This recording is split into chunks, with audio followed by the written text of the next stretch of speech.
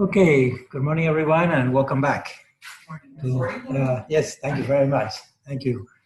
All right, so welcome to the last lecture on this first course on the fundamental principles on Catholic bioethics, basically a theological anthropology that we've been doing throughout the whole course on the origins of humans, not at the individual level, but at the level of the species as a whole.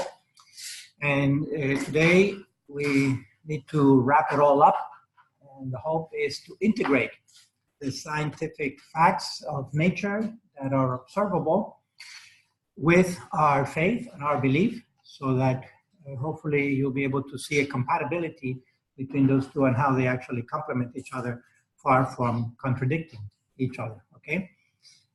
All right, before going into that, I just want to give a little comment on the other course on responsible research and professional behavior. Let me, yes, thank you. Let me turn down the lights here for a moment. Is that going to be sufficient for notes? Yes? All right. What I want to mention about that other course, the one online, is two things. First, that the modules that are still pending will be done in the spring term. So starting in January, I'll have them ready for you, and you actually have until May to do that. There are 3 modules that are done online through the university, the library at the University of Illinois in Urbana-Champaign, okay? And the modules, they take about 20 minutes to half an hour each to complete, and then you get a little certificate on that. But basically, it's going over the book, the textbook that you've been using on being a scientist from the National Academy of Sciences. And on that note, by the way, some have not finished their summaries yet. Remember, there's 13 mini chapters there that need to be summarized. Most of you have them in already, but a few are missing a few chapters. So don't forget that, please, by next week, because then I need to turn in grades, all right? But basically, looking at that whole theme, the operative word there is responsible, right? Being responsible, professional, what we call, it would be professional integrity, if you will, in our field of work and study, and even at the personal level. So hopefully, our professional integrity is an extension of our personal integrity, right? Always seeking to be honest and so forth. And I want to focus just on the concept of knowledge and how, from the ethical perspective, it can be divided, all knowledge can be divided into speculative knowledge or evaluative knowledge, all right? I don't know how many of you have ever encountered these two terms or these two concepts, how to parse all knowledge, all human knowledge, into either speculative or evaluative knowledge. Anyone ever heard of that? No? Okay, this is from a little book that I read when I was in the seminary. We're going back about 40 years ago, from a priest in New York that had a little book on moral theology. And one section of it was on knowledge, from the moral perspective, from the ethical perspective that will impact our behavior, right? And this is the idea that when we live as adults and we act in society, all right, we behave certain ways, and especially if we exercise a particular profession, even though this also applies at the individual level with family and friends and so forth, we're really acting out of certain knowledge or lack of knowledge, right? And so the speculative knowledge is that knowledge for which we cannot really be held accountable ethically or morally, because it's not our particular field. So for example, I presume that none of us are astrophysicists or nuclear physicists. And so we don't work for NASA, right? And therefore, how to build a rocket for us is speculative knowledge. It may be interesting, it may be a hobby. We take it up and we can get down to the level of detail if you want. Why did the silicon tiles fall off? The discovery lunar module or orbital when it was coming back into flight, and then the whole thing burst into a flame with the pilots inside, with the astronauts. That could be speculative for us. Now, for people who work at NASA or for the ones who designed that rocket, that is evaluative knowledge, because they can be held accountable morally, ethically for that knowledge. You know, those silicon tiles should not have come off that capsule, or what is that called? There's a name for it. Challenger? The Challenger, thank you. Because it caused the life of those astronauts. All right, so for them it was evaluative knowledge. In other words, it's knowledge that is needed to evaluate a situation, to evaluate certain behavior or a certain thing or project and so forth. All right, so that's knowledge that those people should have had, and they made a mistake there. There weren't enough checkpoints put into the system, and redundancy perhaps, okay? But for us it's speculative because we weren't involved in the design of that module, and therefore we cannot be held accountable for knowing that. It's not our field. However, for me, for example, I'll give you a personal example. There are 7 sacraments in the church, and if I don't know about the sacraments, if I don't know the matter and the form, each sacrament has matter and form. For example, and we'll talk about matter and form a little further down, philosophically and theologically. Each sacrament has matter and form. For example, for baptism, the matter is the material that is actually used, which is water, all right, and nothing else, just water. The form is the Trinitarian formula. I baptize you in the name of the Father, the Son, and the Holy Spirit. And each sacrament has that. Eucharist, for example, is unleavened bread, not just bread, but unleavened bread and wine, not grape juice, but wine. In other words, fermented grape juice. That's the matter. The form is the words of consecration. And so each sacrament has those two. Any priest who doesn't know the matter and form of the 7 sacraments is failing on evaluative knowledge, because that is knowledge proper to the profession, if you will, or to the vocation. Okay? Speculative is different. We cannot be held accountable morally, ethically for it. So that gets into responsible research and professional conduct. Okay? So this kind of background, which I found it very, very useful back then, 40 years ago, I've been applying in my life. And so what is the competency? Another word to put it perhaps at the professional level, what is our competency? And what is beyond our competency? Okay. Now, we always want to expand and so forth, but there's a specific competency that pertains to each one of our professions, vocations, and it also can apply to relationships, spousal relationships with family and friends, etc. All right, so that's where I want to leave it. It's kind of at the level of grounding or foundation. Then if we're clear about, or as clear as possible about what is my evaluative knowledge, what is the stuff that I should know, right? And what is beyond that, that can be added and so forth, but I am not really held accountable for knowing everything, right? Okay. Then we have all kinds of resources, and we're blessed with these things today where we can put in our pocket, and we just essentially carry a microcomputer in our pocket that connects us to the internet. And then in the internet, so we also have to have always critical thinking, because the internet gives us the good, the bad, and the ugly, all right? And we have to discern. That's where we can dovetail in Catholicism with the magisterium. Whenever we have a doubt, we go to official sources like the Catechism of the Catholic Church, the encyclicals, the official documents of the Catholic Church that we call magisterium, which is part of that tradition that I mentioned with a capital T, which may or may not be in the Bible. Because the Bible, humanly speaking, the canon is closed. And there are many issues that are contemporary issues that are not there, specifically, literally. But we have the experts over 2,000 years that have been interpreting these things for us, so we have the benefit of that, okay? And that's where, with all due respect, with the Protestants in general, they're anencephalic. In other words, they don't have the head, they don't have Peter to bring them together into that wealth of magisterial teaching that grounds us all the way to Christ and his disciples and the 12. right? And that's also why the 12 were very clear that they had to be 12 because it was a continuation of the 12 tribes of Israel, of the chosen people. And that's why when Judas went his way, they were incomplete.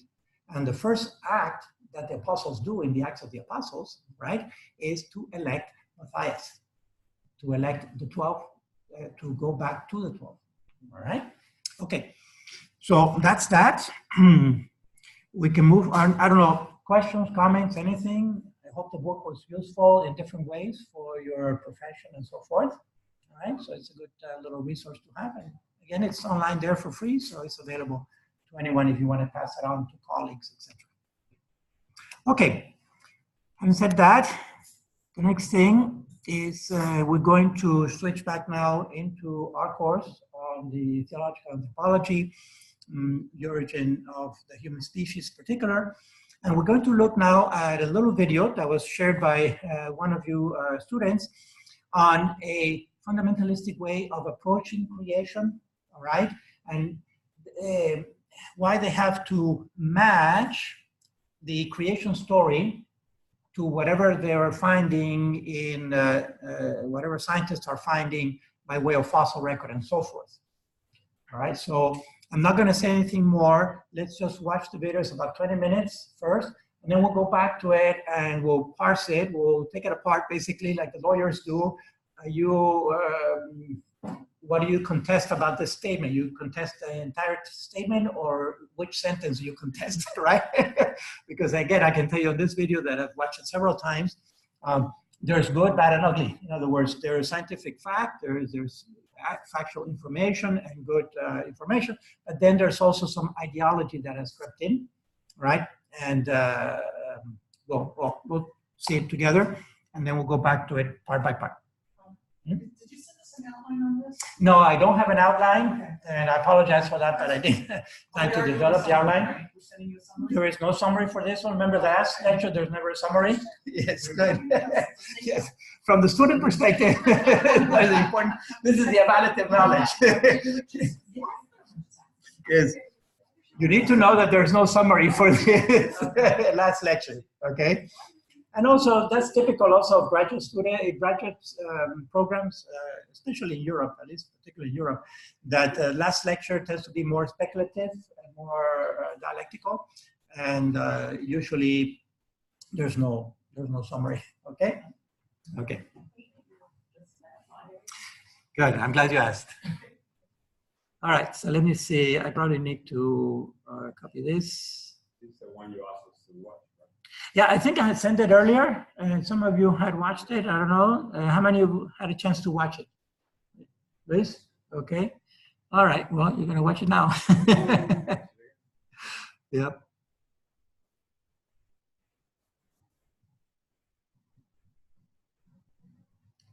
Asgard, Alaska, and Montana. Okay, so now a couple of things. The video is a little, the speaking is a little fast, okay, and that's why I want to go back over it in pieces. But first, let's watch the whole thing just to give it its proper setting, or just to give it its own proper time. Okay, now volume, everything. Here we go. It's part of a series, all right, from a group, a Protestant group. Myth number 7 is dinosaurs died out millions of years ago, did not walk with man, and are not mentioned in the Bible. Many people have asked, where did dinosaurs fit into the biblical timeline? And what does the Bible say about dinosaurs? Yes, the Bible does mention dinosaurs, specifically. But before we get there, let's take a quick look at the big picture. Evolution holds that dinosaurs evolved 220 million years ago and died about 65 million years ago from any of a number of possible extinction events. But the Bible teaches that all land animals, including dinosaurs, were created on the 6th day of creation, just thousands of years ago, and they were all named by Adam just before God handed over his completed creation to Adam and Eve, charging them to take dominion over his completed creation. Then, about 4,400 years ago, the entire world was deluged by Noah's flood, and the dinosaurs, along with billions of other creatures, were wiped out. Let's take a quick look at some evidences that show that the biblical account might actually be true. First, dinosaurs are cleverly designed. Consider this Triceratops. Its 2,000-pound head is mounted in a way that allows it to turn every which way, yet still be strong enough to ram something, even while running. What about massive sauropods with weight-bearing systems from hip to toe that allow its 200,000-pound body to even walk, and neck vertebrae that are 90% filled with air so it can lift up its head? Next, there's the absence of dinosaur ancestors and transitions. Even the Chicago Field Museum sign admits there have been 0 transitions between dinosaur kinds. It shows question marks regarding where they came from. It's almost like someone just put each basic kind on Earth right at the same time. There are even dinosaur design features that show they lived in the ideal pre-flood world.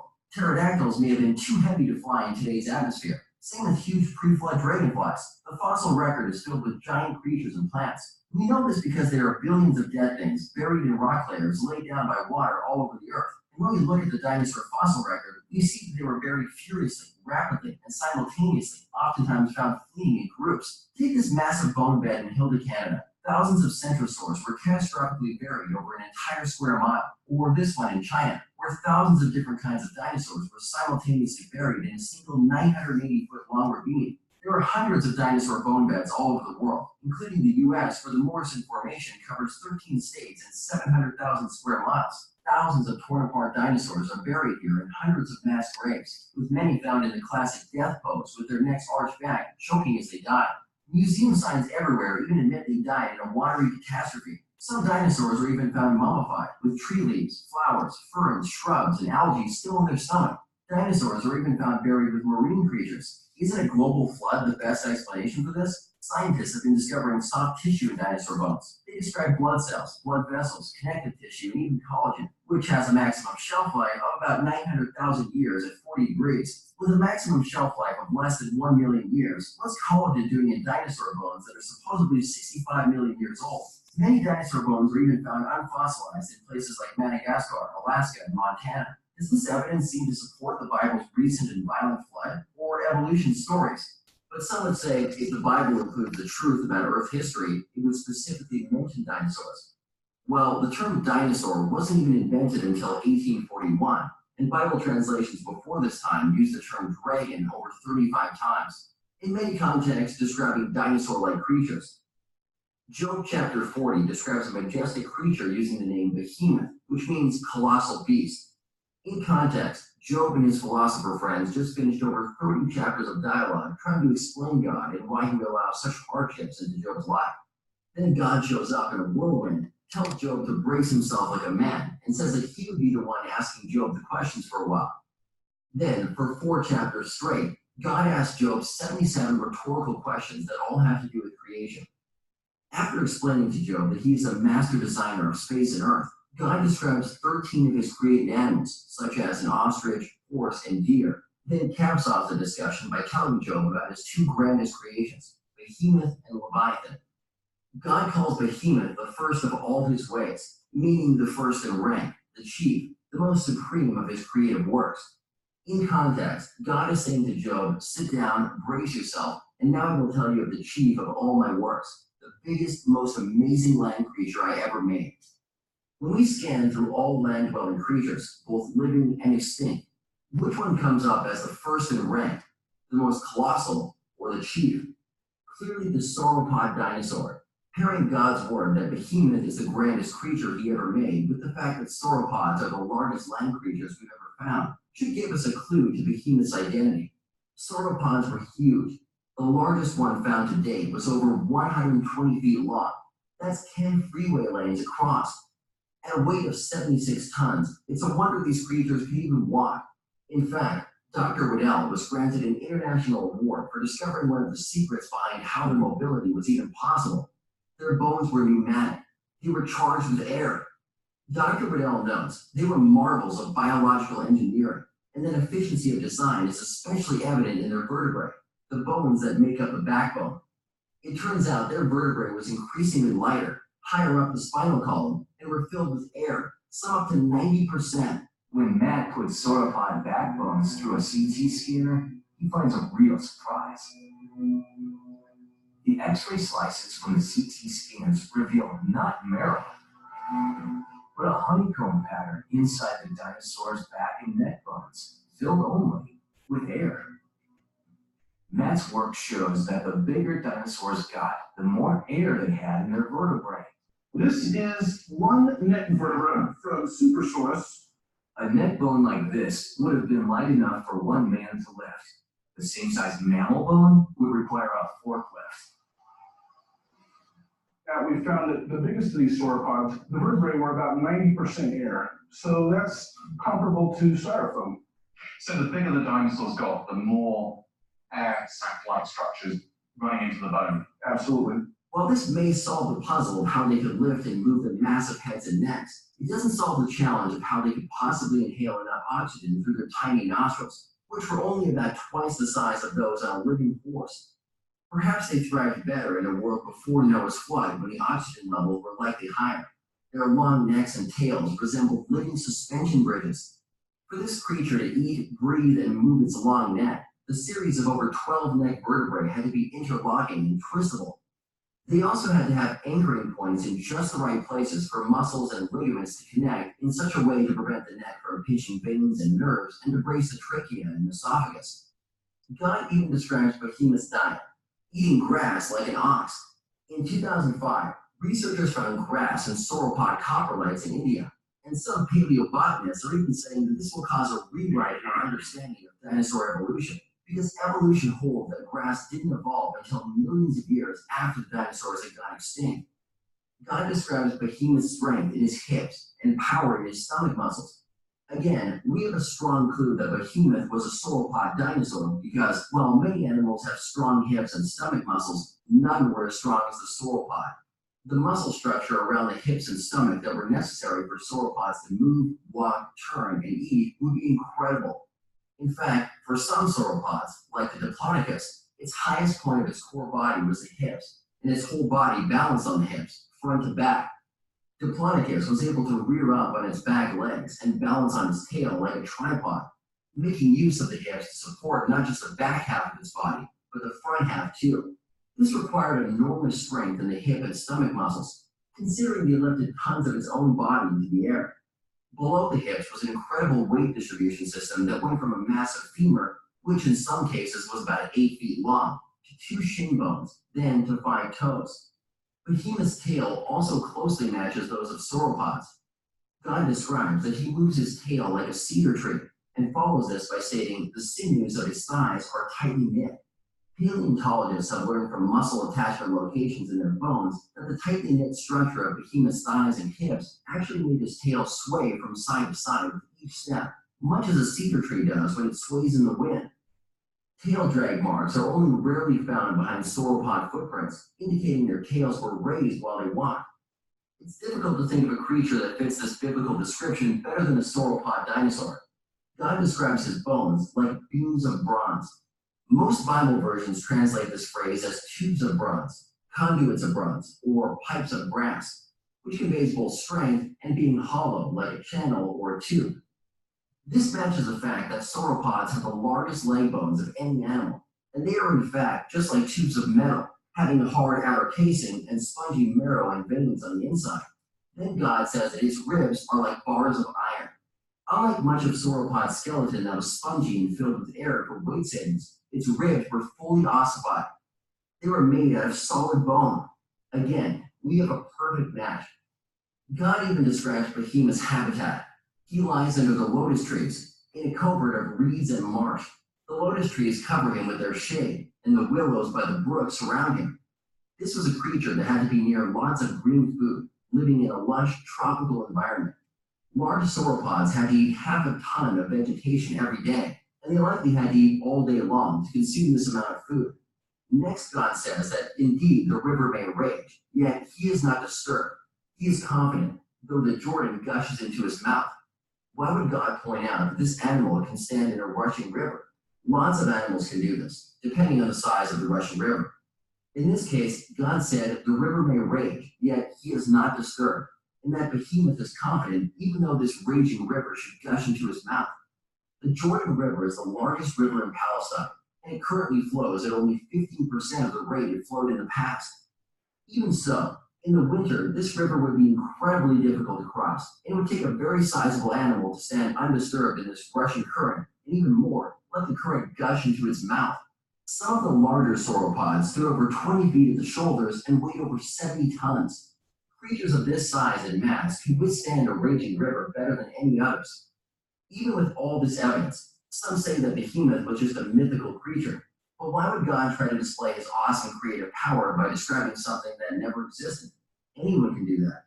And why would God say that Behemoth was the chief of all his creations after describing 13 real, still living animals in the same passage? Why go through all the trouble to describe Behemoth as a grass-eating animal that lies peacefully in the shadow of the river plants along with his physical description, diet, and habitat, all of which happen to fit a known creature, a sauropod dinosaur? Certain Bible footnotes think that Behemoth was a hippo or an elephant, but neither comes close to matching all 13 characteristics God used to describe Behemoth. Certainly hippos and elephants aren't the first in rank or chief of God's creations. Would God tell Job to gird up his loins, to behold the chief of his creations, just to show off a hippo, an elephant? These creatures were plentiful. They also don't have tails that sway like cedar trees, and both of these animals have been captured and killed by man throughout history. But God says that only Behemoth's creator can approach him, that he cannot be captured by humans when he is on watch, and that no one can use barbs to pierce his nose. These impossibilities fit sauropod dinosaurs better than any other animals because of their towering heads and huge size. With a head that reached over 40 feet high, it could also see people coming from far away. Its massive tail also makes him unapproachable. Based on what we know from fossils, some sauropods could cover a 200-foot circle with deadly force using their tails, which could be over 50 feet long and weigh over 13,000 pounds. Recent studies have shown that some sauropods could probably create sonic booms with their tails, just like a whip. It's not by chance that God says to Job that Behemoth can only be approached by his creator. Good luck even getting near this creature to put a snare in its nose. To this day, elephants and hippos are surrounded by hunters and killed, but sauropods better fit this passage because they are simply unapproachable. God says that he made Behemoth, along with man, like during the same creation week, not millions of years ago. God made Adam as the last of his creations and gave him dominion over all the animals that had just been created during creation week, not just some of the creatures. Why else would God tell Job to consider or behold a creature which no human had ever seen? Just in the last 20 years, over 50 articles have been published in scientific journals that have documented 14 bioorganic materials in dinosaur bones that simply cannot be millions of years old. These include blood vessels, red blood cells, hemoglobin, bone cells, ovalbumin, chitin, unmineralized bone, collagen, limited DNA, skin pigments, PEX proteins, histones, keratin, and elastin. Just 20 years ago, most scientists simply assumed dinosaur bones were solid mineralized impressions of bones. But modern science has now revealed that many of the dinosaur bones are original, even at the molecular level. Hello, I'm Neil deGrasse Tyson, your host for Nova Science Now. For the last decade, the African island has offered Ray and Christy Rogers a spectacular excavation site. They work in an area of remote grasslands, where dinosaur bones literally cover the ground. An ancient graveyard where an unusually large number of dinosaurs died and were entombed by mud flows that preserved their bones. The preservation is unbelievable. The quality of the material is exceptional. This is a piece of bone from the Madagascar locality. It, in many regards, doesn't even look like fossils. This is typical of the Madagascar material. It is not heavily stained. It's not been invested with iron, manganese. It doesn't look like a typical fossil. If you didn't know, you might think you're picking up a cow bone today, a bleached cow bone. I was looking at this thing thinking, this is really interesting. It was the inside of the T-Rex bone that fascinated Schweitzer, who made thin sections out of it. And in these cross-sections of fossilized bone, she saw something that she and everyone else had thought was impossible. Round structures that looked like red blood cells, dinosaur blood cells. Inside those channels where the blood vessels would have run were these little round red structures that were all kind of lined up like a train, and they were bright red and translucent. Nobody else had seen anything like that before. The very idea of blood cells in a 70-million-year-old bone was more than unconventional. It was radical. Nobody was imagining that dinosaurs might have had preserved soft tissues. Derek Briggs is curator of invertebrate paleontology at the Peabody Museum at Yale University. So along comes Mary Schweitzer, and she's starting to look inside dinosaur bones and has made this startling discovery about the presence of red blood cells. What was your initial reaction to that?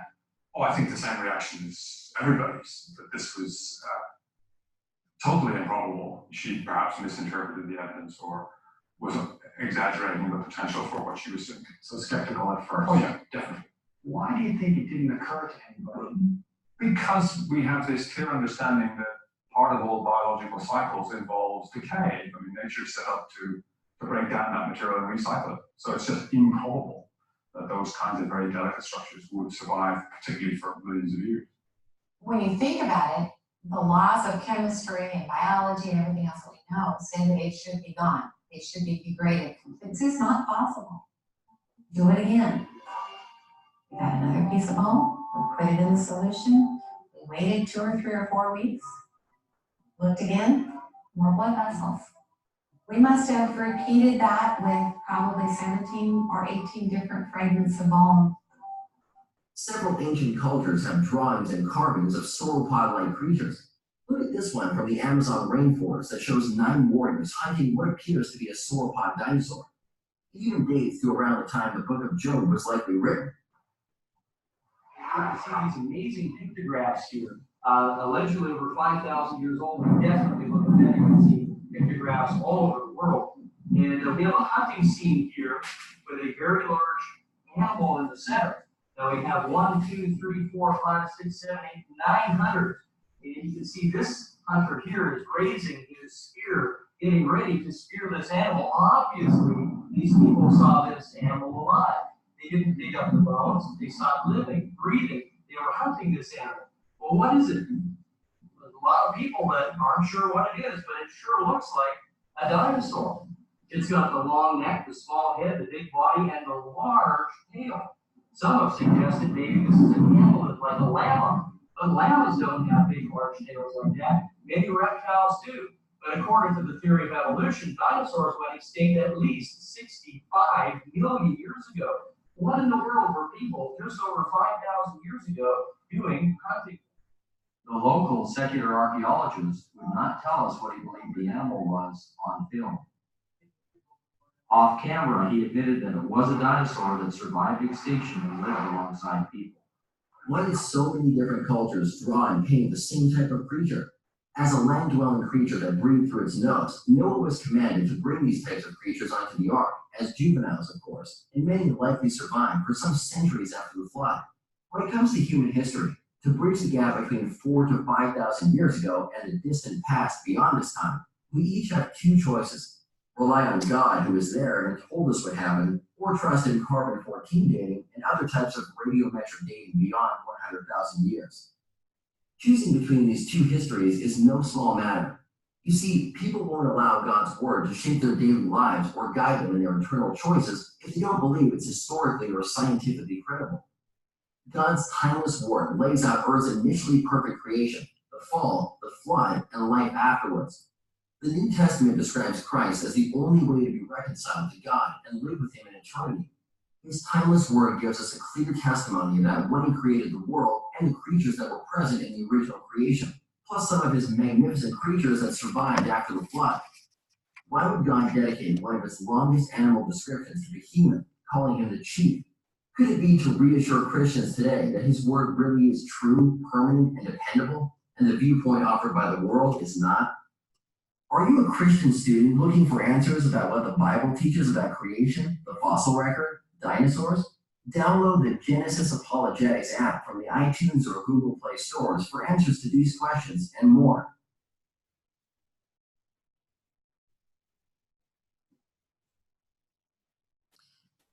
Okay.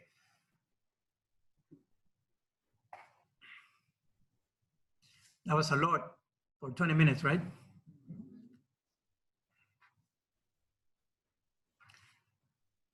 All right, let's start again. And we don't have time to address all of the issues there in detail, but I want to address 3 main issues that come up at the very beginning, because to me, those are the keys of interpretation. all right? Years ago, did not walk with men, and are not mentioned in the Bible. It's done in the first 4 seconds, the first 5 seconds. There are 3 claims. There are 3 claims, and then the whole video is based on debunking those 3 claims, all right? We have to listen very carefully because, like I say, he speaks very fast. Myth number 7 is dinosaurs died out millions of years ago. Did not. Okay. So dinosaurs died out millions of years ago. The second one, walk with man, and are not. Did not walk with man. And third, not mentioned in the Bible. Many are not mentioned in the Bible. Okay. So as you can see, basically the argument is trying to put dinosaurs and humans together at the same time chronologically. All right. And so that is what we call an anachronism. In other words, it's out of time sequence. It's like having, for example, a soldier during the Roman Empire use a pistol or a rifle, right? It's an anachronism. It's something that wasn't there yet. Basically, when we look at evolutionary time from the fossil record and the phylogenetics and so forth, dinosaurs, the whole group of the saurs was, like he says, from about 220 to 65 million years ago. Then they became extinct as an entire class.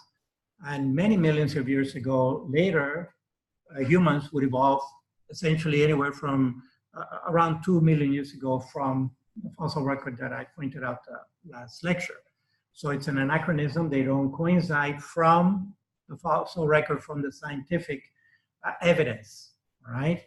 But because they're fixed on the 6 days of creation, then everything has to be created. All living creatures have to have been created in those 6 days, right?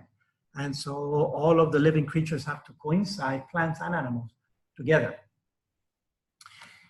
Okay, so people have asked, where do dinosaurs fit into the biblical timeline? And what does the Bible say about dinosaurs?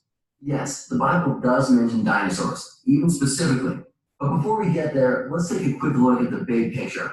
Right. So that's the third claim.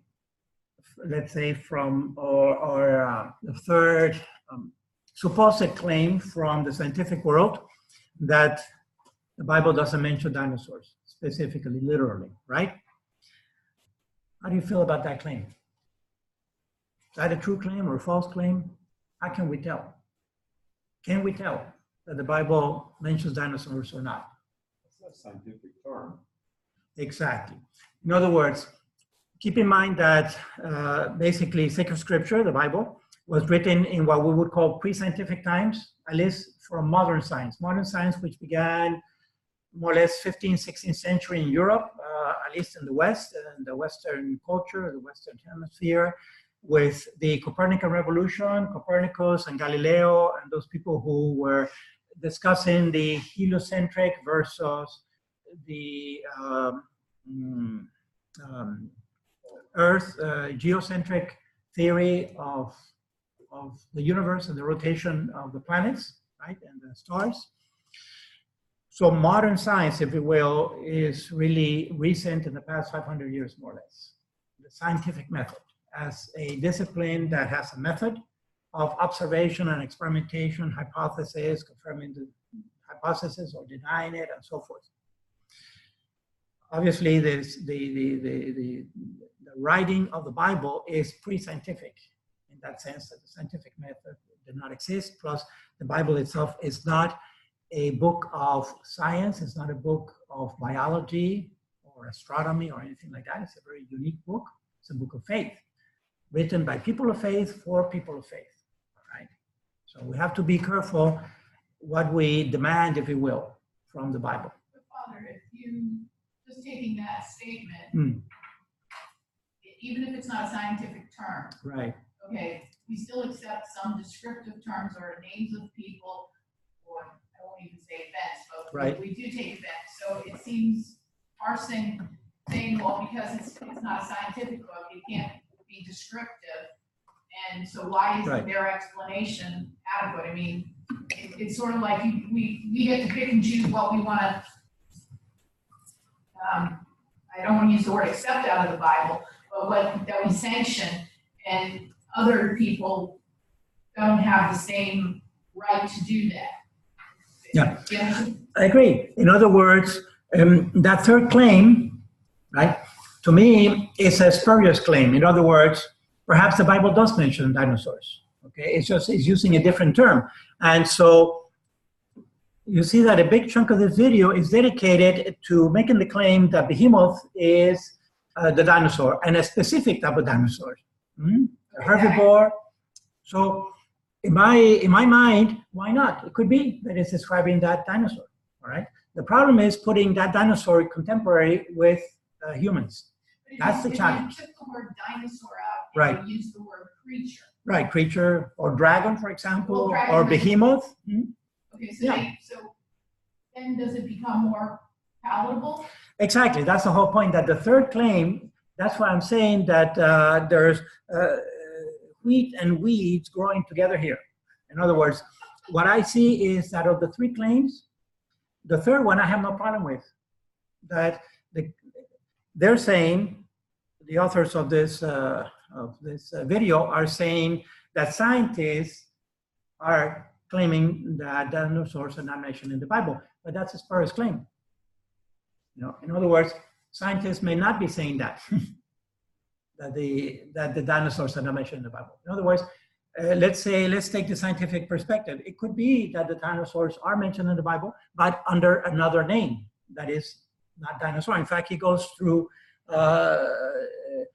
an explanation there that the word dinosaur was only introduced recently and so forth. Fine, that's fine. So it could have been the same by a different name. So for the third claim, what I'm trying to say in all this is that the third claim, I don't find a claim at all. In other words, it could be that the Bible mentions dinosaurs in a different, under a different name, all right? The challenge is, again, is putting them anachronistically at the same time of humans. I mean, when you think about it, truly, no human could have survived the age of dinosaurs because they were extremely voracious. That is an example, a classical example of runaway evolution, especially on the carnivore. You notice how the herbivore dinosaurs were huge, immense. And that is can be explained really out of natural selection because the smaller herbivores, dinosaurs, just got eaten up by the voracious carnivores, dinosaurs, all right? Think of T-Rex, the other one, Velociraptor, and all these. They were extremely voracious and they would eat anything in sight. And so there was a runaway evolution to get larger and draw just sheer volume of mass to survive the aggressivity of the carnivores, all right? Okay, so the third claim, to my mind, is spurious, doesn't have any credit, and I don't see any problem in the Bible mentioning dinosaurs. The problem is putting them at the same time with the humans or with any other mammal that was larger than a little hot dog size. Okay, that is the only evidence that there is, again, from the fossil record that coincided with dinosaurs at that time. Right? My understanding is that Job is the oldest book. It's probably the first book written. Possibly, yeah. Yeah. It's not, I mean, a lot of the Bible is not historical, but Job was written, my understanding again, that is a parable. Right. And then Job was not really an actual person, but that was a parable. Right. It's what we call a type or a character that represents. And so that would explain a little bit of it. On the other hand, he had a lot of details about these dinosaurs, behemoths, whatever. Right. About how they eat, how they can stand in the river without, and that's a lot of detail to have in a parable.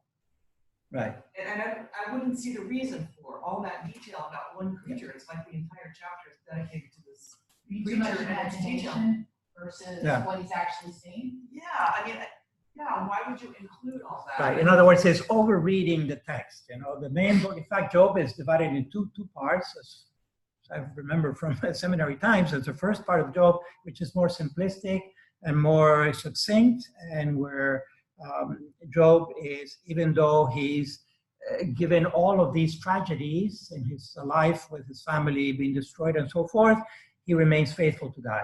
And then the second part of Job is when the three friends try to come in and try to convince him somehow that he had done some sin to deserve this punishment.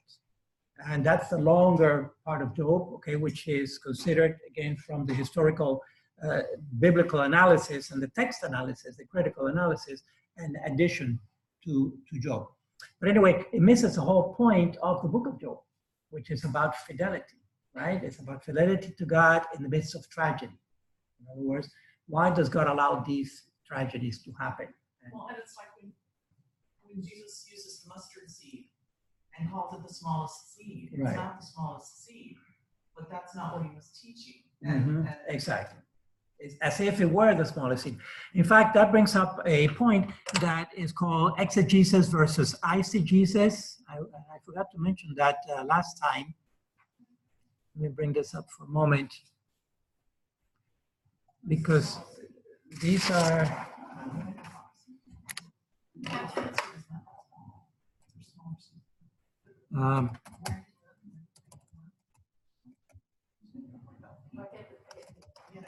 The bigger point, I was just saying, I would God use the wrong, use the wrong, because people would understand it. okay, so these two words are important to consider because exegesis or exegesis is the meaning of the passage according to being faithful to the passage itself. Like I mentioned earlier, is the sensus plenior, where we look for the deeper meaning of the passage. That is exegesis or exegesis of sacred scripture or any text, any literary text, all right? The other one, eisegesis, is backwards, is projecting into the text something that is not there. And it comes with our own prejudices, if you will, or ideologies, and sometimes they're subconscious, all right? But it's very real. And the challenge with fundamentalism is that, with all due respect, this is what is happening in that camp, if you will, is eisegesis. In other words, they're bringing their own particular conscious or subconscious ideologies and prejudices to the text. And they're trying to force the text into fit into that particular interpretation. Now, to their credit, remember, they are sola scriptura, right? Bible alone. They don't have the benefit of the tradition of the magisterium like we have with 2,000 years of reflecting and allowing the Holy Spirit to continue to inspire people in the religious realm, okay, especially in biblical studies. So being sola scriptura, what happens? The underlying reality here is being faithful to the Word of God and not passing judgment on the Word of God, and that God's Word is supreme. The problem is when we locked into that and we fall basically into what is known as a fideism, that we have to take the Word of God literally because we're afraid actually of passing any judgment on the Word of God. But in the ultimate analysis, it's like shutting down of the mind, because God also gave us a free will and an intellect to use and to analyze critically His Word so that it does make sense to us. Yeah. But anyway, going back to eisegesis, and eisegesis is projecting into the text stuff that is not really there. And it's not just with the Bible, it happens a lot with the Bible, unfortunately, but other literary text also, novels and just works of literature throughout history. So it's a contrast between these two. We should do exegesis or exegesis, which is the analysis, the proper analysis of the text, putting it in its, like the Germans say, the Sitzleben, the situation in life of that time and so forth, right? But not project our own prejudice into the text. And that's something that we have to be careful with, because sometimes those prejudices are subconscious, you know, they're not, it's not evil intent or anything like that. And I'll tell you specifically, the lock-in, the problem is the first two claims, right? The dinosaurs died millions of years ago. That's a scientific claim. And they did not coexist with humans. That's also a scientific claim. So let's go back there for a moment. Oops, where are we? Here. Evolution holds that dinosaurs evolved 220 million years ago and died about 65 million years ago from any of a number of possible extinction events. But the Bible teaches that all land animals, including dinosaurs, were created on the sixth day of creation, just thousands of years ago. Okay, look at those two statements. The sixth day of creation, all right? So they're using the word day, but then they're saying just thousands of years ago. So where is the consistency? If it's day, then it's a day of 24 hours, 6 days. Why are they interpreting days in terms of thousands of years? Isn't there an interpretation there? The Bible says 6 days. Why do they take the liberty of saying thousands? Why are they translating days into thousands?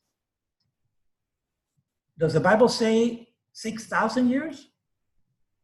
Obviously not, it says 6 days, right? So why are they interpreting 6 days into thousands of years? Because they are doing eisegesis.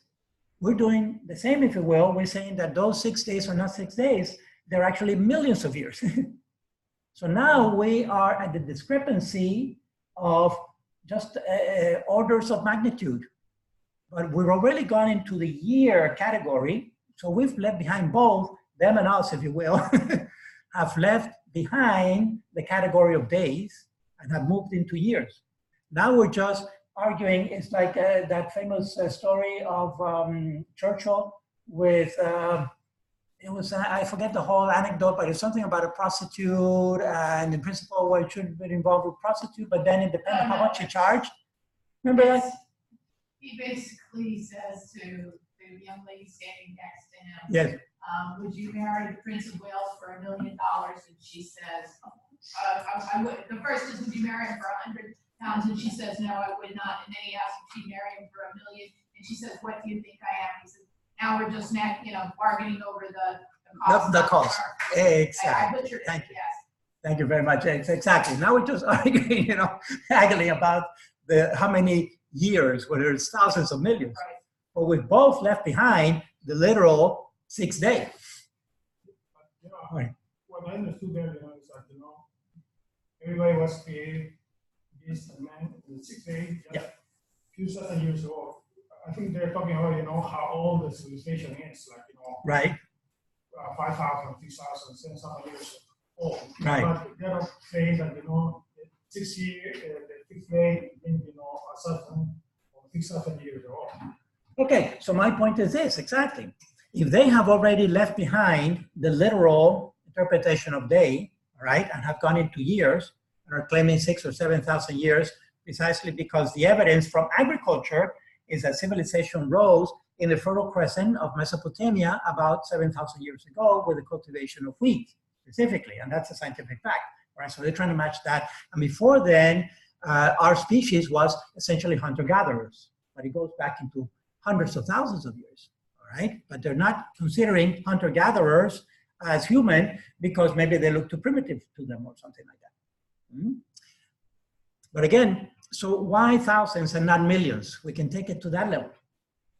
If they have left behind in the literal interpretation of days, and so have we, let's say, in the Catholic Church, all right, the Catholic interpretation, and we're in the category of years, then it's either thousands of millions. What's the difference? The difference, frankly, is that one matches the fossil record and the scientific evidence of a process, and the other one doesn't match. If we keep it to thousands, it doesn't match the historical evidence or the scientific evidence. But if we go to millions, then it does match. All right? Okay. Luis, you have a comment? I want to mention, since they take two sources, Dinosaurs and the Book of Job, right, as their main argument. And the Book of Job, as you said, was written. As far as we can tell. That doesn't mean that the story is the oldest. Correct. Because it's just the writing record we're right. talking about. Remember the oral tradition and the written tradition. Exactly, as you mentioned. Then, when it was written, it might be a reference to the civilization around to be related to some mythological development in other cultures, I don't know, Semitic cultures of the time, or right. in Mesopotamia or something, and that might relate, that might find an echo in that message, in that beast, in that behemoth that is mentioned allegorically in the passage, and they take it as this is exactly what it is, like an actual creature, but it might be appealing to an image that is culturally relevant at that time when it was written. So they are not taking that into account. They are not taking it the literal way. So exactly. So they're interpreting exactly. So they're taking certain passages of the Bible literally. If they're taking that, that's another point. For example, if they're taking Job literally and they're matching Behemoth to this sword, the sauropod, why they're not taking 6 days literally, right? Okay, so in the literal, my point is, with the literal interpretation of the Bible, we have to be selective because some passages will just not match. They're totally, it is totally ludicrous, frankly, to take it literally. And so they have to select out those passages and then take others literally. So traditionally, with Behemoth and Leviathan, which are two figures that come up from the Old Testament, they have been interpreted either Behemoth as the water buffalo, I'm sorry, it could be the water buffalo also, but mostly the hippo, the hippopotamus, or river horse, right?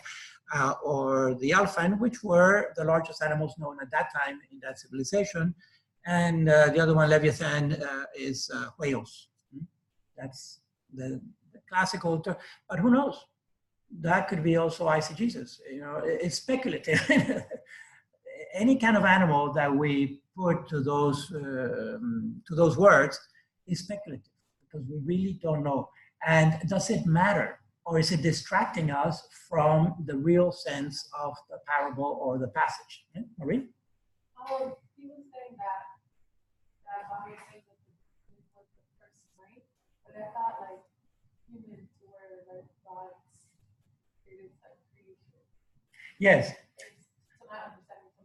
Yes, so humans are the culmination of creation, and only we are created in God's image, all right? We have to ask how so, not physiologically, because God, as pure spirit, doesn't have a body, but rather in intellect and will, all right? But their whole point is trying to put the dinosaurs at the same time, historically, as humans, so that they can justify that one little verse in Job where it says that humans walked with Behemoth. All right, and they're saying that Behemoth is symbolic of the dinosaur age.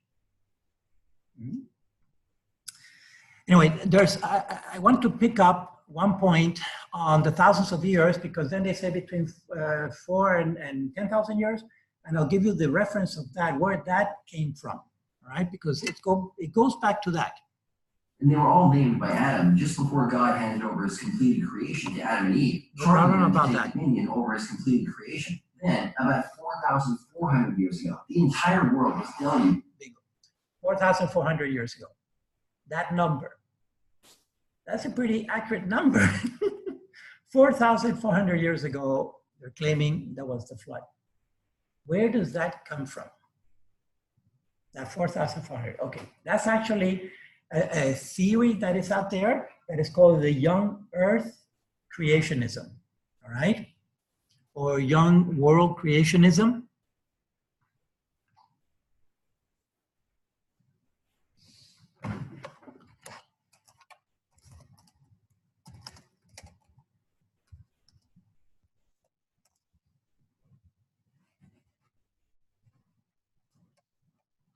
Young earth or young world. So whole description here,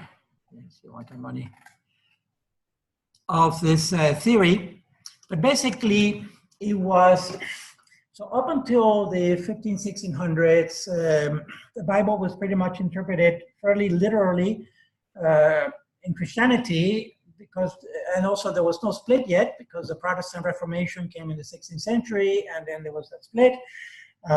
But even into the 16th, 17th, and 18th century, the Bible was being interpreted fairly literally also on the Catholic side.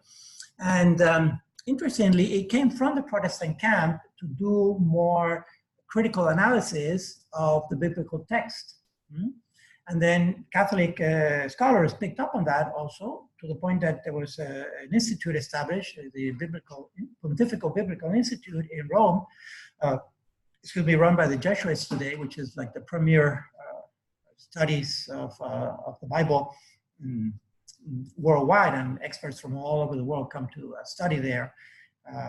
The one basic requirement, for example, one of the basic requirements is that anyone who studies there, they need to know not only Hebrew, but also Aramaic and Greek and Latin and all the ancient languages to be able to interpret the oldest copies that we have of the original text, of which we don't have the original text, but we have these copies and fragments in papyri and parchments and so forth in different museums of the world. Okay, so they do biblical analysis critically and looking at it as a literary piece of work, which there are many, many different types of literary genre, if you will, in the Bible, because they're written by so many different authors. But my point here is that the one camp started looking at the number of years. Now, numbers in the Bible are also very important and symbolic and significant, but not all numbers actually have meaning, and typically they have, they're symbolic of something, all right? So typically 1 is a reference to one God, 3 is a reference to the Trinity, 4 could be the Gospels, especially in the New Testament, 7 is a full number, is used a lot. Throughout the entire Bible, from the book of Genesis all the way to Revelation or the last book of the Bible. And 7 typically, in all those different contexts, represents a fullness, all right? And that's why on the 7th day, God rested. That is from the priestly tradition because of the Sabbath, the Shabbat. The Shabbat. Okay, and so in a pre-scientific world, all of creation had to fit in the previous 6 days, so that on the 7th day God rested. And then the priest, the Hebrew priest, the Jewish priest, could claim to the people, if God rested, who are you not to rest? All right, so that was the authoritative type of statement that they gleaned out of that, out of Genesis. All right, so where were I? Oh yes, so the years in the Bible. The Bible is riddled with numbers of years and also numbers of people. 10,000, it says Saul killed thousands and David killed 10,000s, you know, and so forth. Those numbers are not really to be interpreted literally, all right, but meaningful. There's a meaning there.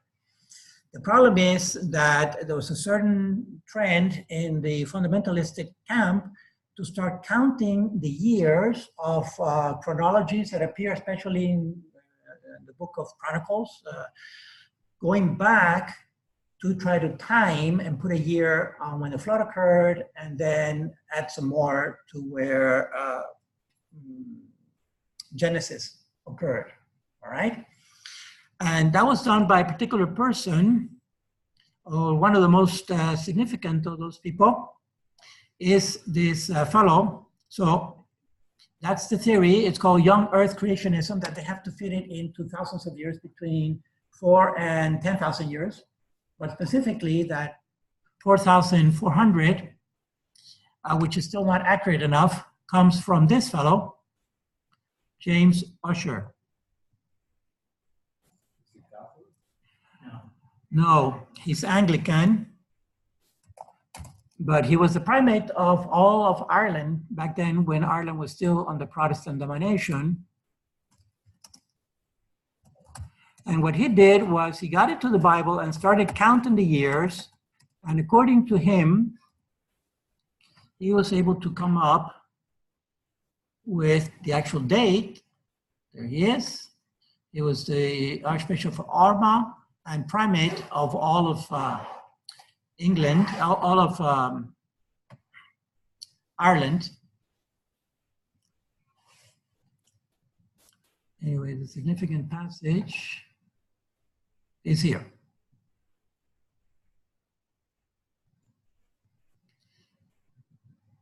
that creation started on the 23rd day of October on the year 4004 before Christ. In fact, at around 6 p.m. at nightfall. Take a look at it in here. It's more accurate than my brother. That is actually eisegesis. You know, that is very much eisegesis. He started looking at the years and took those year numbers literally and started counting back. Again, we don't have time to go into the text. You can research it some more. But basically, it's that whole theory of the young Earth creationism. That's how it's known. Young Earth creationism that is locked into interpreting the years of the Bible, especially in the Old Testament, literally. All right? So there's a selective literalism going on. There's still the issue of the 6 days, all right? And why they're interpreting some part of the Bible literally and not others. To me, it's really a mystery. The only way I can explain it is because they have to justify this ideology that everything was created by God in kind of spontaneous generation. Directly, that there was no evolution going on. Okay, let me stop with my opinion for a while. And if you have any comments or questions to raise, I'll give you my alternative after the break. But basically, this is kind of as far as I got into it, because I was intrigued about that 4,400 more or less, he says. You know, and he was one of the main representatives of this young Earth movement. It was a Protestant movement, as I said, he was Anglican. But it's there. We can trace it to specific people who are doing the interpretation. So for the other claims, again, and the dinosaurs along with the other claims are arguing about the minutiae. Frankly, I think he goes into a lot of detail here, from here forward. It's 2,000 pounds. All of this excessive detail about they cannot deny a fossil record because there's evidence for the theropods, all these dinosaurs, it's there, all right? So then what they do with here is they go into tremendous detail of what is known as intelligent design, or also another word is irreducible complexity. Irreducible complexity, these are terms from the fundamentalistic camp of trying to present a scientific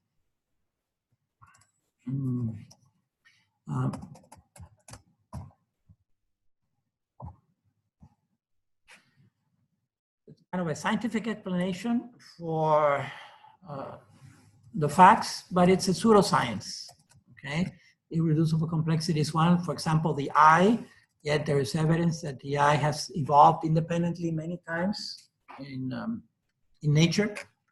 And they say that the eye is so complex that it had to be created directly by God as it is, and it could not have evolved. And yet we have plenty of evidence from nature that the eye has evolved independently many different times. For example, our eye, which is a single eye, and the eyes of insects, which is complex eye of hexagons, fragmented, all right? And they create a mosaic image, very different. And the clam, who has that has dozens of eyes, and then the planaria that has eye spots that only detect light and darkness.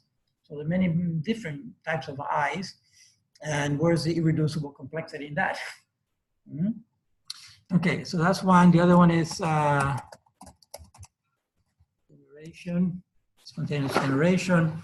These are all arguments are presented from the camp. Oh yes, intelligent design is another one.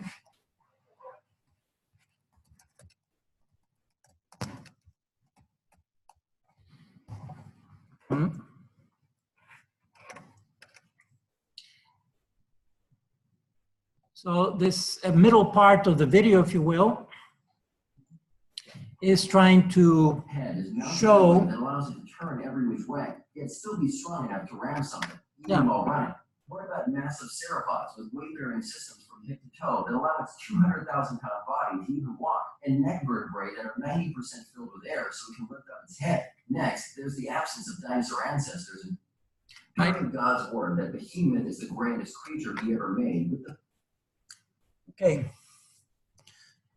So, you see, my point basically is that they're stuck with some literal interpretation of some passages, but they're ignoring the literal interpretation of other passages because it's just too painful to try to fit it into the scheme. The last one I want to address is the soft tissue. The soft tissue in dinosaurs, how can it be millions of years old? If soft tissue can only last hundreds of thousands of years maximum and then completely degraded. There's actually a process, again, that has been studied also, and it was startling, no question about it, that it was startling when it was discovered. And the scientific community does accept that this that is a real claim, that there is this soft tissue found in some dinosaurs, very few dinosaurs that go back to several million years ago.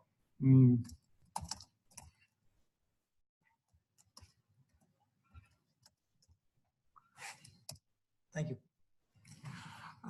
But they have looked at it in rigorous scientific way. And basically the prevailing theory now is that there is, it's not the actual original soft tissue, but it's a polymerization process. It's a polymerization process that preserves the elasticity of the original tissue, but there's no real original tissue left there. Similar to, kind of analogous to the mineralization of bone, that it becomes essentially a rock. There are like, what is this called? Trees and plants that mineralize and form, it's a rock. Petrified, yeah, petrified forest and petrified plants, right? Rock, trees and branches and so forth. Petrified comes from the Latin petra, which is rock. It's no longer the actual tissue left there, there's cellulose mostly, but it has been mineralized. Analogously, with soft tissue, there is a polymerization process that can do the same or something similar. But the tissue, the interesting thing about the polymerization, I don't know how to deal with this. Close, where? Oh, thank you very much. Thank you. This one, I guess, there's no closing. So this polymerization process is still being studied, but that's the most likely theory right now. So again, Polymerization process, mm-hmm. Meaning what? That the original tissue, the original soft tissue is replaced, right? With, and it's polymerized so that it maintains the elasticity, but it's no longer the original tissue. All right, and it maintains the elasticity, and of course, it will maintain the structure, the form, and so forth. So those RBCs continue to look like RBCs, right? But there's no original organic material there. It's been polymerized. But you know, they say that they found blood cells inside the bone. The RBCs. They studied it 17 times there, and they found the same thing. Well, there's one researcher, yes, which happens to be, this Mary Schweitzer is part of that camp, all right? But other scientists have been looking at the question also. No question about it, it was a big shocker for the scientific community in the early 2000s to discover this soft tissue.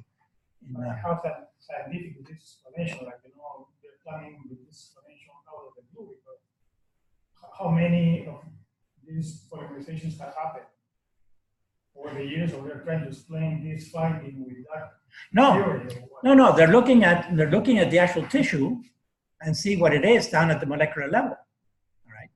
And what it is. They are not saying that theory is true. They are just saying that there is an extreme exception in the scientific record that has documented very well preserved samples. And they are just trying to find the chemical explanation of it. They are just saying, yeah, it's not impossible. They are saying it's very unlikely, and that is not wrong with me, because you might find really, really rare scenarios of almost zero oxygen and preservation, and the process, as you said, of petrification or mineralization or polymerization happens in a very rare environment.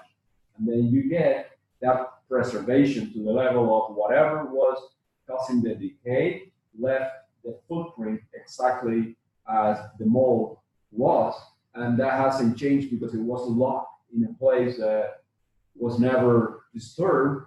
And why not? You're not gonna find that preservation. Time is elastic. I mean, I don't see a conflict with that. I just said that it's an extraordinary finding. Right. Okay. So I want to address that in a minute. The issue that is an extreme example, right, which has to do with two worldviews that I'll talk about in a minute. But I want to, it came to mind also another analogous process, which is mummification, that happens naturally, all right, where this tissue that should have decayed thousands of years ago is preserved because of the particular mineral content of that land. I know in Mexico, for example, the famous mummies of Guanajuato, right, in the town of Mexico, that these cadavers, human cadavers, are preserved because of the particular mineral content of the soil where they were buried, has preserved, has essentially mummified them, has cured them,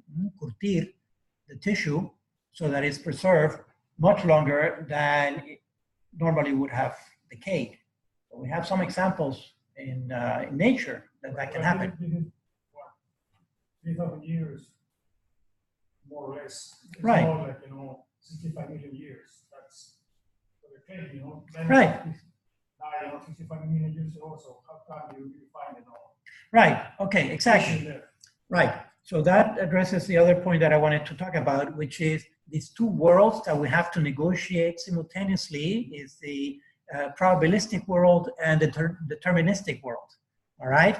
Now we know that science, medicine, is a statistical science. It's a probabilistic science, right? When a doctor tells me you have cancer and you have 80% chance of surviving the cancer, that 80% chance is a statistic, it's a probability. That doctor has gone into a world, a probabilistic universe, all right, that has nothing to do with me personally, because on the 80%, I could be on the 80% side, or I can be on the 20% side as alpha trophy, which is not a statistic or a probability. I'm a determined specific human being. So whether I fall on the 80% or 20%, we will never know until when? Until the cancer is actually healed or not, right? And so it's always hindsight.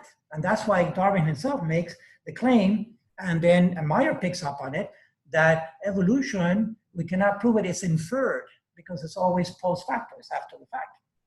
Now picking up on that, science also always works in this probabilistic. It's highly improbable, and the scientists that are interviewed in this video, they're just saying it's highly improbable. So now let's get to the task of analyzing this tissue and see how it is that this tissue can be preserved for millions of years and not just thousands of years.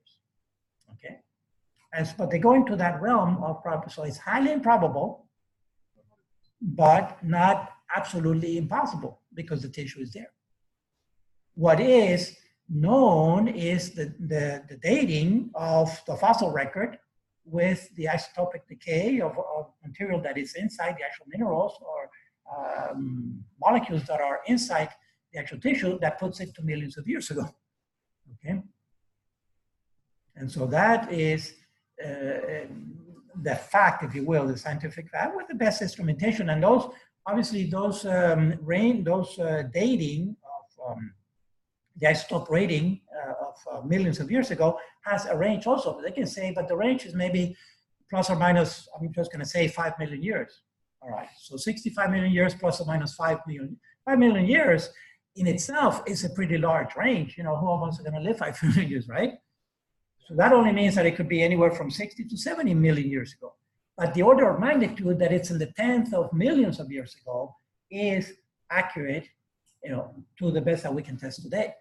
You know, we can say, you know, the fixed day, you know, you know, is 10,000 years or 65 million years. Right. So what's the difference? I'm already interpreting the word day. Exactly. But I think, you know, your guy was saying also there, you know, that they found some bones in Madagascar, I think. Right. Bone. So it wasn't bone or fossilized bone, Yeah. but, you know, actual bone, mineralized bone. Well, so yeah. Maybe, you know, science, you know, it's not right saying like, well, you know, this dinosaur they died, you know, 65 million years ago, and that's it. Because, you know, if you're finding this type of issue. It's a similar argument. First of all, what I would do is I would question whether the bones that he's actually looking at are actually fossils or not, or it could have been a more recent animal that died and it's not mineralized. That's number one. Number two, the whitish of it could have been a bleaching effect from UV or something like that. So the first thing I would do is I would question his interpretation that they're only thousands of years old and not millions of years old. Dinosaur bones, right? Well, that's what he says, that they're dinosaur bones. I don't know. Right, but he mentioned a different process of mineralization because of the material in that area. I think in the soil itself. It was very fast, but I think that he was talking about a fossil. He was talking about something that was mineralized, but just in a very weird way. In a weird way, in a strange, unconventional. It will resemble a recent bone from a cow or something. I think that's what he said. I mean, let me give you an example.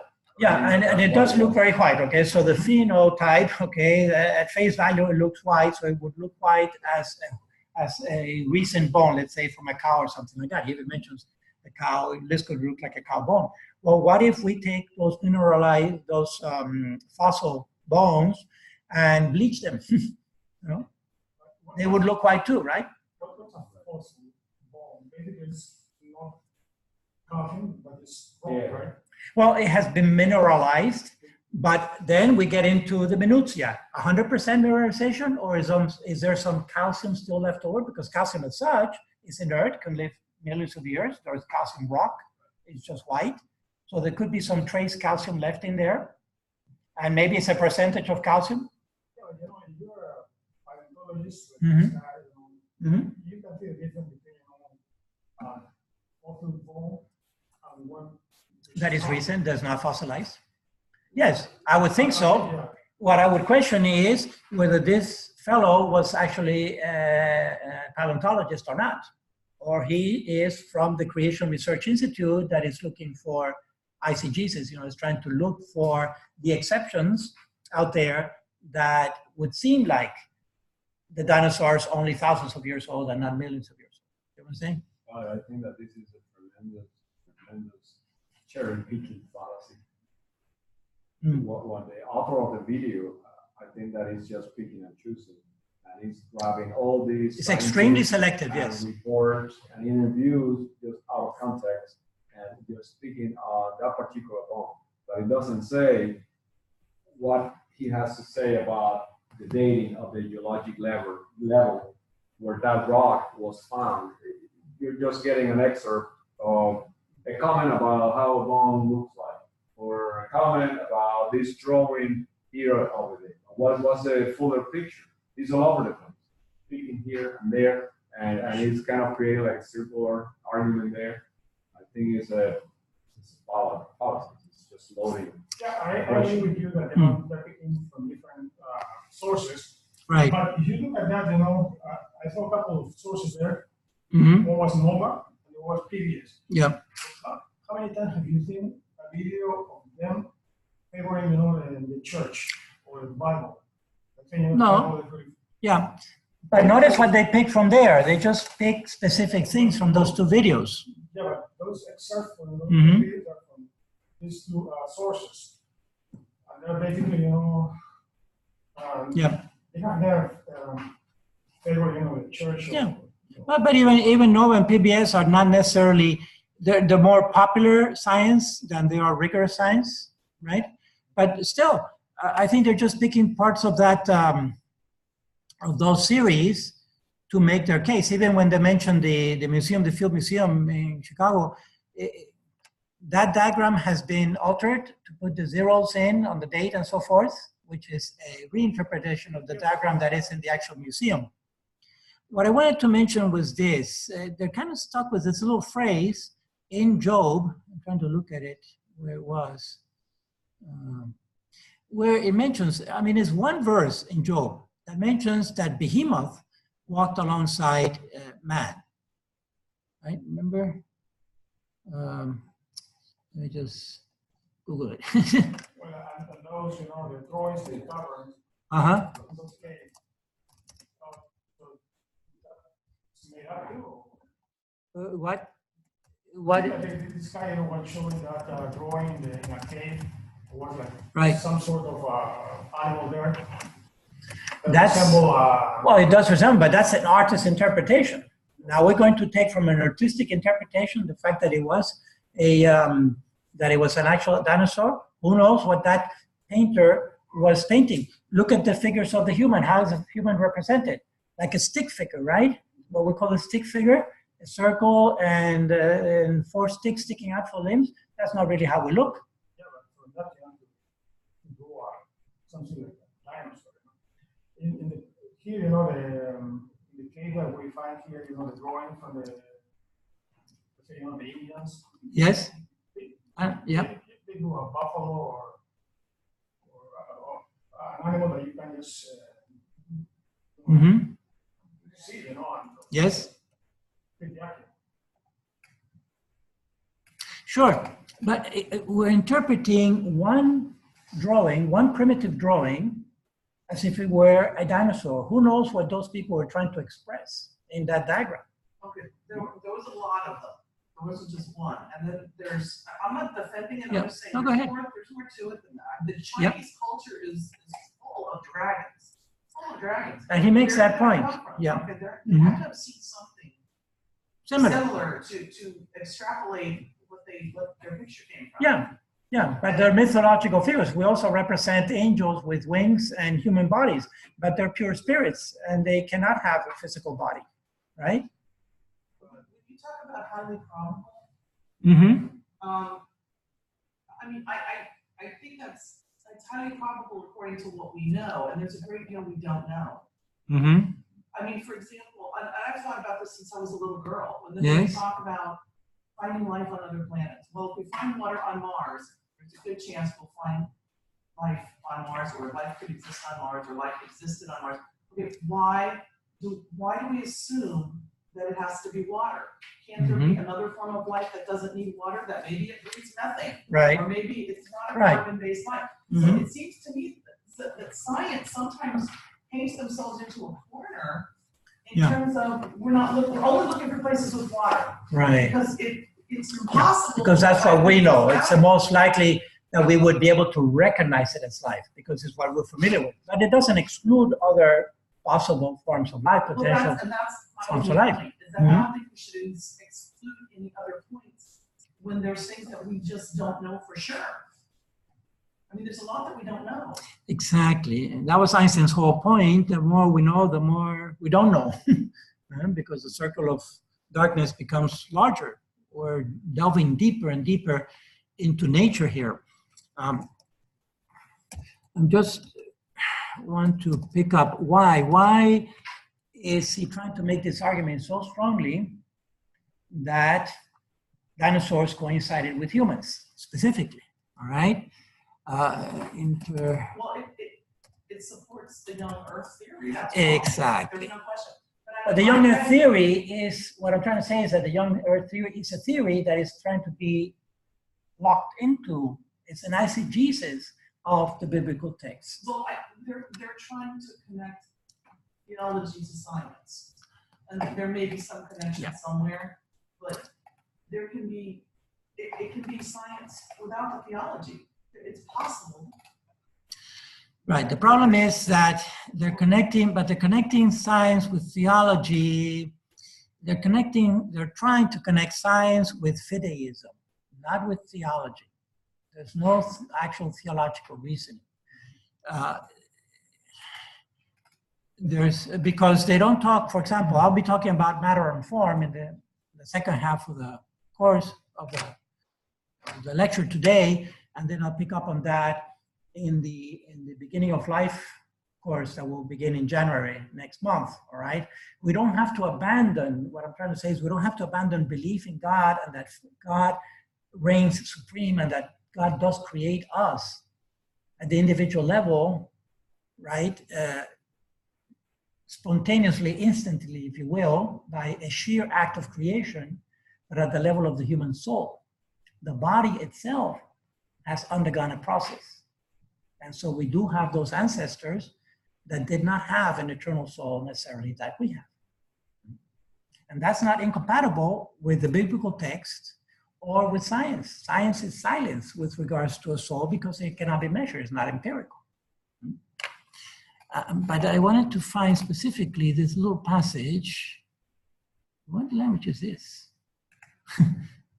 Doesn't look, oh, sorry, here. I'm back at the interlinear.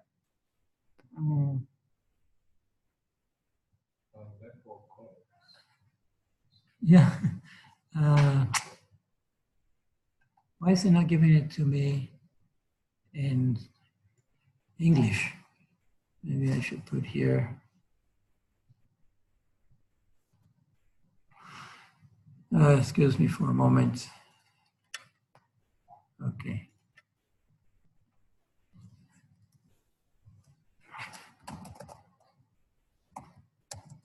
Oh, English. Okay.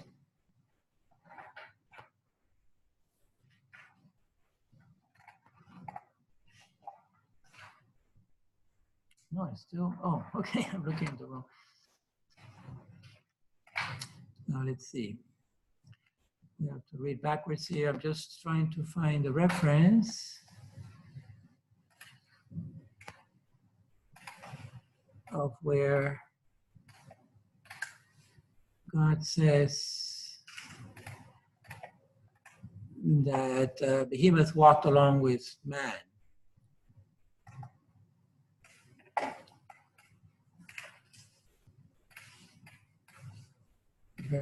Yourself have a question. Justify.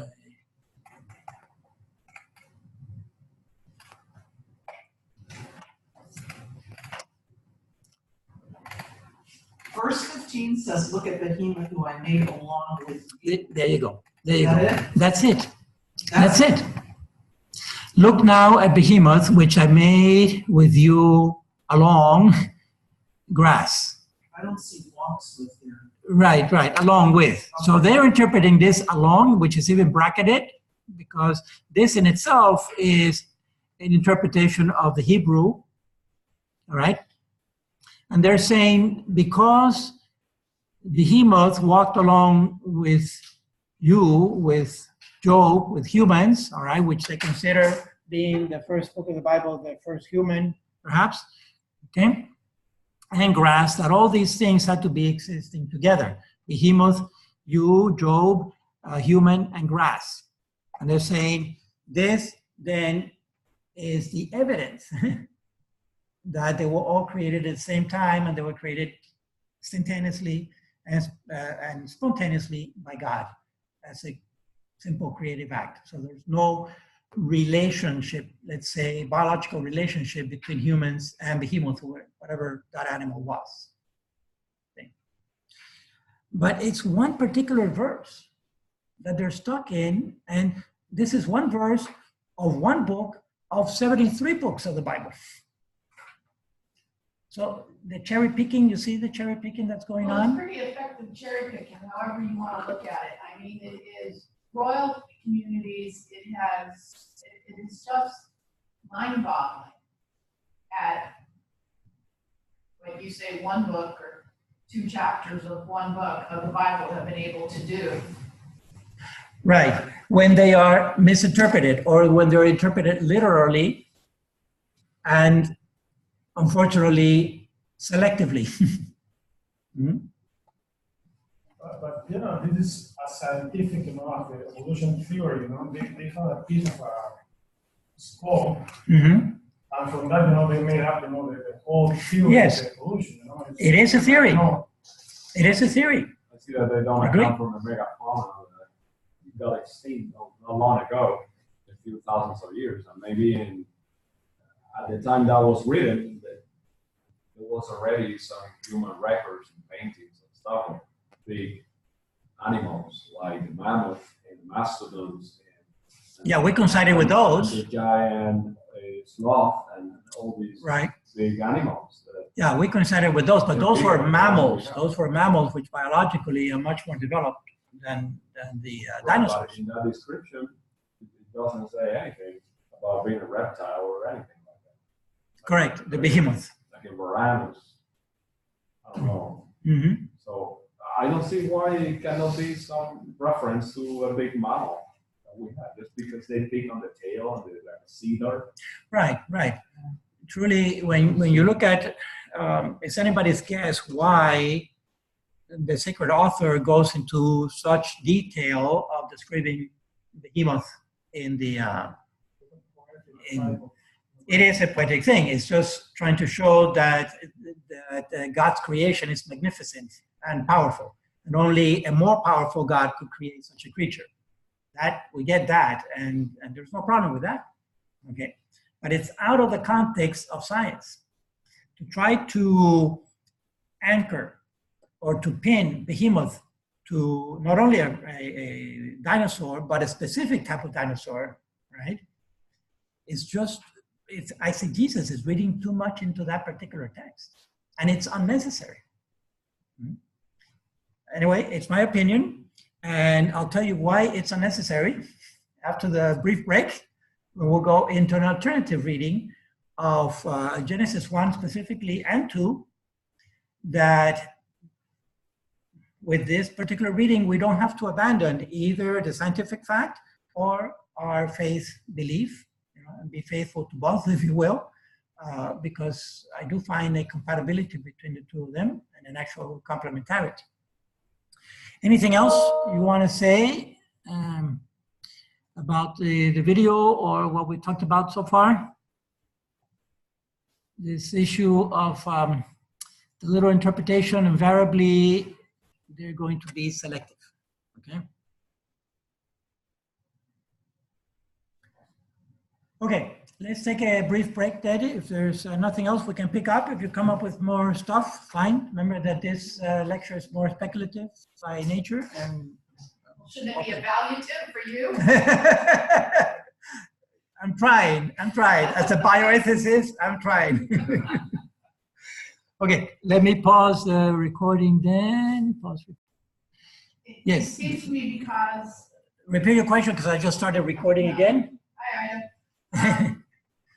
It seems to me the problem with evolution isn't even so much that it came up when there's other forces that impact why certain groups, fundamentalists, hold on to the Bible so closely. I know very little about the Protestant faith, but as people have been persecuted, they've had to hold on to something that gives them some sort of structure or reason for their faith, whether or not we accept it as true or not. Yes. And the Lutherans and then the Anabaptists and then the Calvinists and people who came. But as knowledge and things developed, you could see where there are other answers. And so people hold on even more tightly when their world is sort of challenged. Yeah. Yes. And so, that whether or not, it's evolution or it will become up to, we mentioned transgender or biology or homosexuality or any number of things that when people's world is challenged, they do become, more, or most people become more welded to whatever gives them a structure and something to cling to. Yes, indeed. And we all need that, right? Because it's good to question, that's how we grow. But if we question everything at the same time, we can actually come apart psychologically, if you will, and we can destabilize. All right, so we have to do some kind of systematics here. That's why we have courses and things like that to put some structure into our thinking and into our challenging, into our questioning. But we certainly need to hold on to something. What is that something? We can try to distill it to the bare minimum, if you will, is that God exists, and is supreme. And for God to be God, and like you say, Maggie, the definitions are important, at least according to our mindset, to a human reasoning that has to have certain attributes of supremacy, like we say omnipotent, all powerful, omniscient, all seeing or all knowledgeable, right? Benevolent, all good, and so forth. Those characteristics are attributes that, if you will, we project on God out of our human reasoning, because that is the best we can do, the best effort in reflecting about God. Ultimately, it is a mystery, right? It is a mystery. And the fact that he reveals himself as three divine persons is a further loop, if you will, in the mystery that, in my mind, only has somewhat of an explanation when we put it in the context of love and the fact that we're called to a personal relationship. So these are persons, right? And we're called to that personal relationship. He's so intent, he loves us so dearly that he desires, if you will, using human language, to have a personal relationship with each one of us. And that's where I find the love and the beauty of God, and the fact that he has humbled himself to reveal himself to us in his very nature, the three natures. The one nature in the three persons. So, having said that, let me give you my alternative view on integrating science and faith, taking from the one side the anthropological evidence of our evolution, and then the sacred scripture and how to match those up, possibly. In the meantime, I'm also going to circulate here. I finally remembered to bring Darwin's Origins of Species, all right? Of course, it's a big, thick book. Two things about it, just to up the top here, is that as thick as this book is and as controversial, the bombshell that it was for its own time and so forth, it doesn't have a single reference to it, okay? Basically, throughout the whole book, he's saying, just take my word for it. Look at nature. This is what I've seen in nature, and this is what I'm inferring, basically, from nature. This whole insight of the evolutionary process, which again was not unique to him. Remember, Lamarck already was inferring some kind of evolutionary process, but happening within the individual itself and so forth.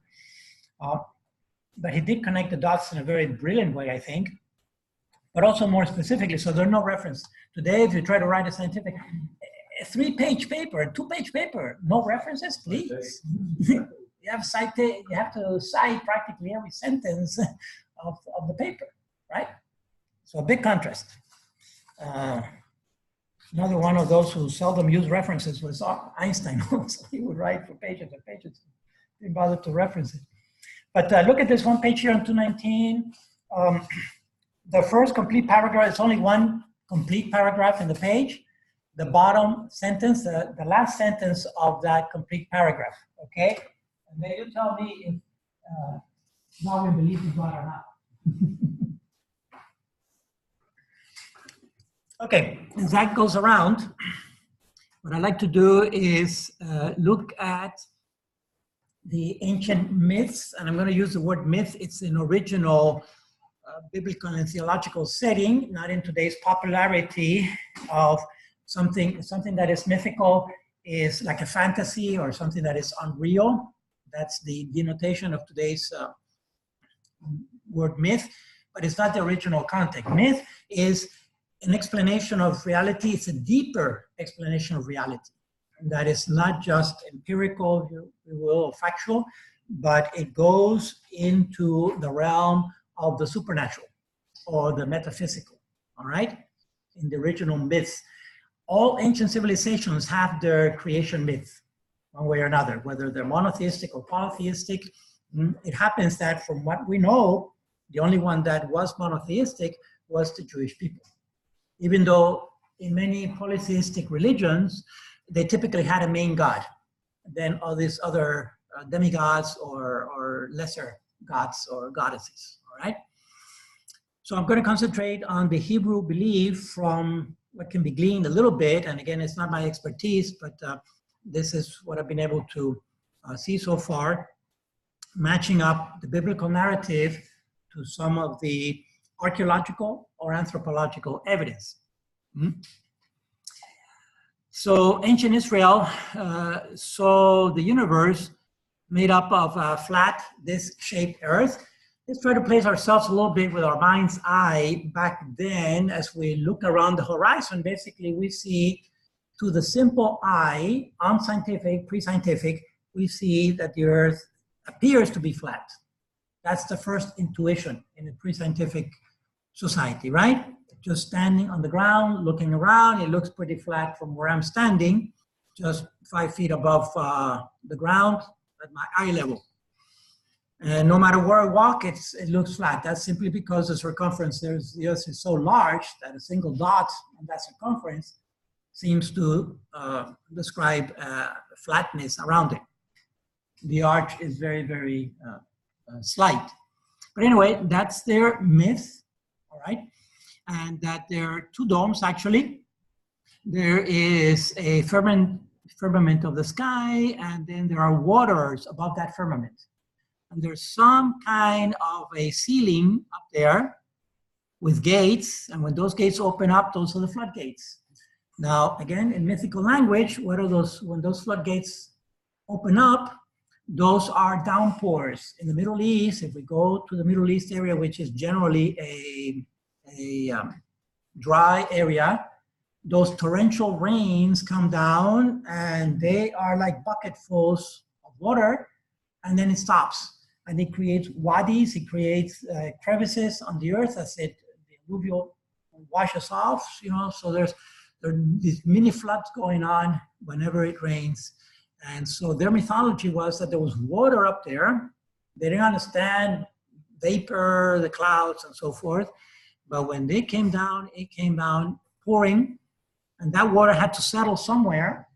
So it would settle on the sea. They had the Mediterranean nearby, and also rivers and so forth. But then there was an accumulation of water underneath also, okay? And the oceans on the side. So this was kind of their mythological worldview of the planet. Babylon, which is also Mesopotamia, more or less the same geographical region of the confluence between the Tigris and the Euphrates. I have a little map further down, the two rivers in the Middle East. This little tablet was discovered there, and it's been dated back to about 5 centuries before the time of Christ. Depicts these 7 islands, okay, and Babylon is at the center, and there's a river that goes by it. So that would be either the Tigris or the Euphrates, which to this day they're there. They have been channeled now and so forth. But this is an ancient tablet that would describe that. And of course, it puts Babylon kind of at the center of their universe, their world.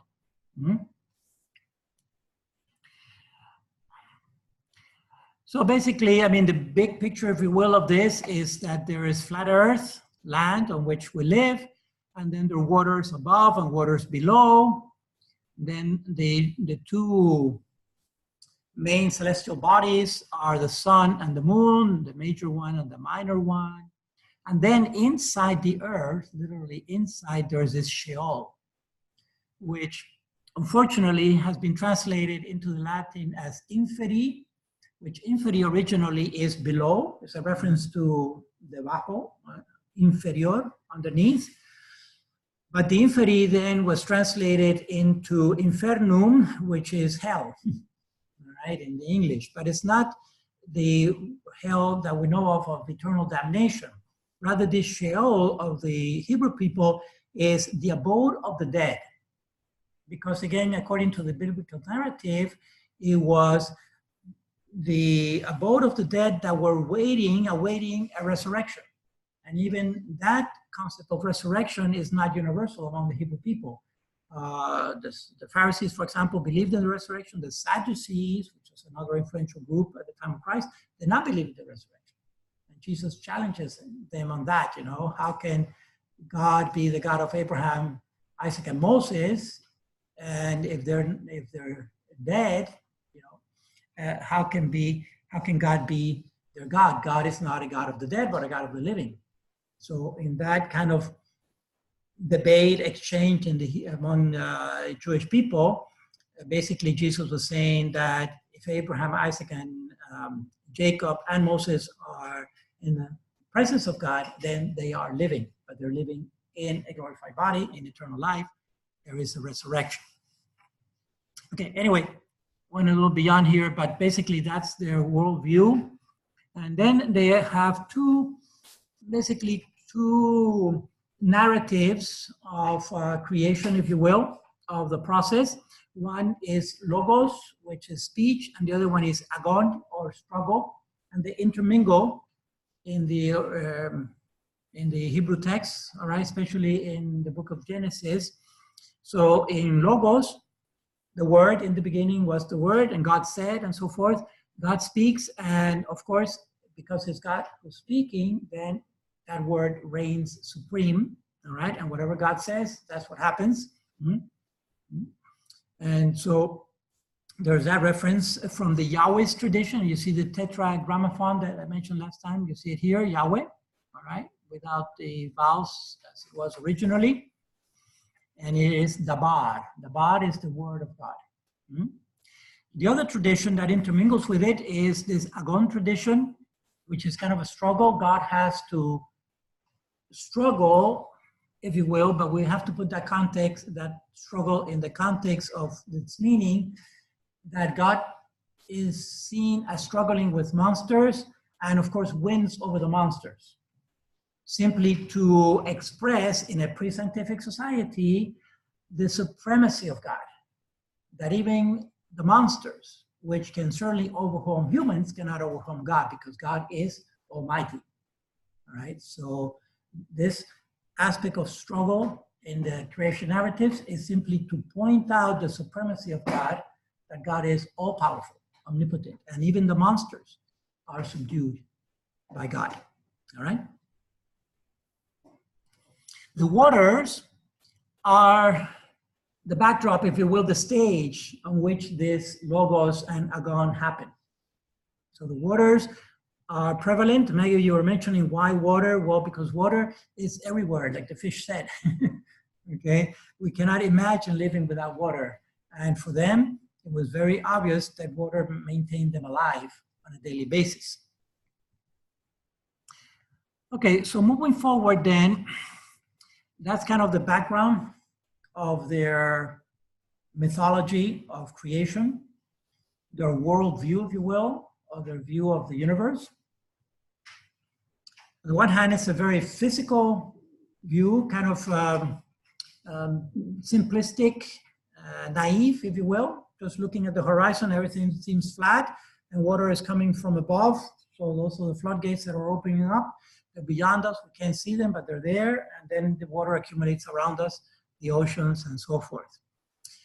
Now, I'm going to shift to the issue of time, because ultimately what we need to justify, or what we need to propose, what I need to propose, is that the word day, this yoim in Hebrew, is not a day of 24 hours as we conceive it today, but it's a time period, which for some fundamentalists, it's in the scale of thousands of years, and for the rest of us, it's in the scale of millions of years. But it's not, either way, it's not a day of 24 hours, okay? All right, so we have, unfortunately here, what I would call a poverty of words, or poverty of synonyms or nouns for day.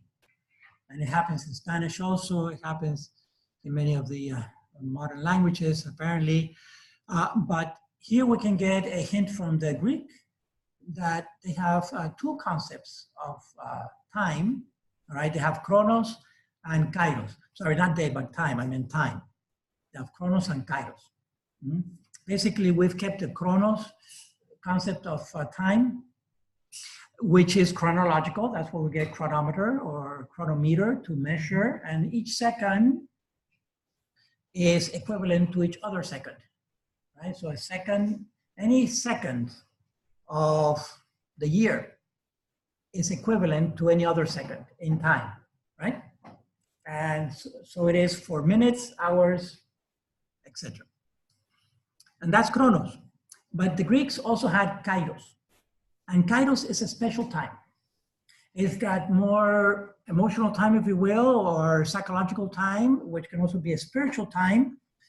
For example, if we're waiting for a loved one to come home or to get them at the station or to pick them up at the airport, that time that we're waiting for seems eternal because we can't wait to see the loved one. In fact, it may have been 10 minutes by the clock, all right? But it seems eternal. Once we have the loved one at home and they come for Thanksgiving or Christmas, wherever it is, and it seems that before we know it, we're taking them back to the station or to the airport because they have to go back. And it was very fast. It went fast, you know? But in fact, they stayed for 3 weeks. So that's kairos. It's a psychological / spiritual time that is subjective. And it's also a time of celebration. And that's why, for example, Mass, the sacred liturgy, should not be chronos, should be kairos. Because we're entering the mystery of faith. And we're entering the presence of God in a very, very supreme way, very mysterious way. Eucharistically, in the body of Christ, the members of believers and so forth, the baptized. And so we're entering kairos. And that's why I don't wear a watch anyway, but when I used to wear a watch, I would take it off during Mass. Because I didn't want, when I'm saying this is the body of Christ, to have, you know, a chronos showing there in the midst of kairos. It's just little things, little details. But so you get kairos. All right, that's the kind of time, that's the special time that is being described here. But is this also be described chronologically so that one can move from one time to another? All right. So now let's start with Genesis 1:1, verse 1, and match up a little bit what could be a possibility, in the realm of possibility.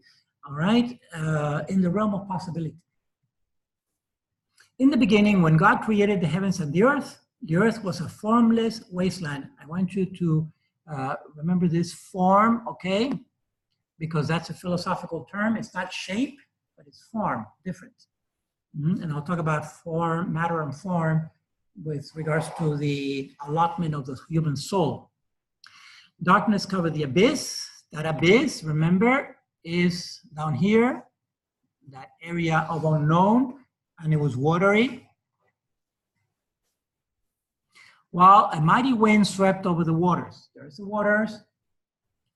Then God said, let there be light, and there was light. That instant of creation, ex nihilo, from nothing, could be the Big Bang, or in astrophysical terms, the moment of singularity, when everything, you know, in three-dimensional, we talk about 3 dimensions of space, and then when we add time to it, which is simultaneous, we have the 4th dimension.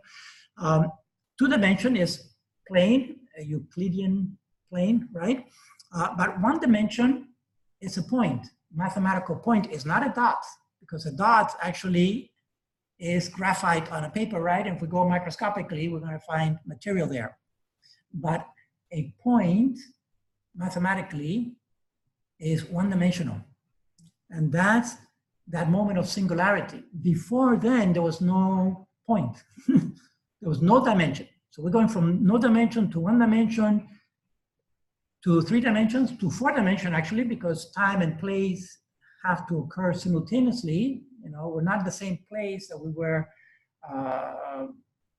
10 minutes ago or 2 hours ago. We are locally, but not universally, because the Earth has rotated around, and the Earth has also translated someone around the universe, around the solar system, and the solar system has shifted within the galaxy of the Milky Way, etc., etc. As a principle that God is outside the universe, outside of His creation. Not only is God outside, He's also inside, and that's the mystery. It's inside as well. Yeah. By definition, but it's outside. Is beyond. And that is the representation that is outside all that cone. Right.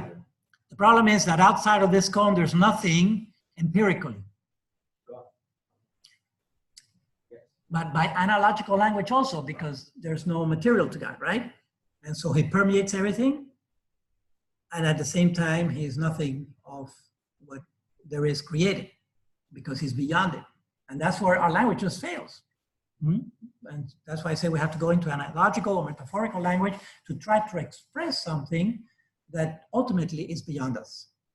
But it's like a magnet. We can feel the appeal. We can feel the tug. Like the little kid that had the little kid who was at the beach with a string, and the kite was so high you can't see the kite, and it was a cloudy day, and so forth, overcast. And an old man walks by and says, "Child, what are you doing? What do you have there?" He says, "Well, I'm flying a kite." And the old man says, "I don't see any kite. How do you know it's a kite there?" He says, "Because I can feel the tug." I can feel the tug. Okay, the tug is in the heart, right? All right, so anyway, this could possibly, it's just a possibility, it could match up. Let there be light, and there was light. Bam! Right? Is that original creation of God, ex nihilo, again, from nothing, something. In fact, not just something, but everything. From nothing, everything. Only a supreme being could do that, for heaven's sakes. All right, so there it is. It turns out that scientifically, empirically, including the Hubble and so forth, astrophysicists tell us, yes, about 13.7 billion years ago. That's definitely Chronos. Plus or minus, what do you want to put? Plus or minus 1, 2, 5 billion years? 5 billion is way too much. Put 1 billion year, but plus or minus. Okay, but the fact that they can put it, how to do that? They look at the background radiation. Okay, and the background radiation goes back that far. It could be further back, unlikely to be shorter, but it's an estimate. Anyway, there's a possibility of interpreting the text that way. God saw how good the light was, because God's creation is always going to be good, coming from a good God. Then God separated light from darkness. God called the light day, and darkness He called night. Thus evening came and morning followed the first day. But you see already, day is not the day that we're familiar with in the sense of a 24-hour rotation. Again, in a pre-scientific society, how does God explain to a pre-scientific civilization or society like the Hebrew people that He is the creator and the supreme creator of everything that is? Okay, so He has to be using this language that is somewhat familiar to us, and there's nothing more familiar to us than light and darkness, night and day, because it changes every day. It changes daily. However, the actual creation creation of the one that establishes day and night for us, which is the sun, only occurs on the fourth day in the chronology of the first chapter of Genesis. All right, day 2. Then God said, let there be dome, it was still in day 1. Let there be, day 1. Let there be dome in the middle of the waters to separate one body of water from the other, different types of water. And so it happened, God made the dome, and it separated the water above the dome from the water below it. God called the dome the sky. Evening came and morning followed the second day. So what do we see? In the big picture, we see an ordering from the primeval chaos or abyss, right? There's an ordering process that is going on. Now this flies in the face of entropy, which is an increase in disorder in the universe.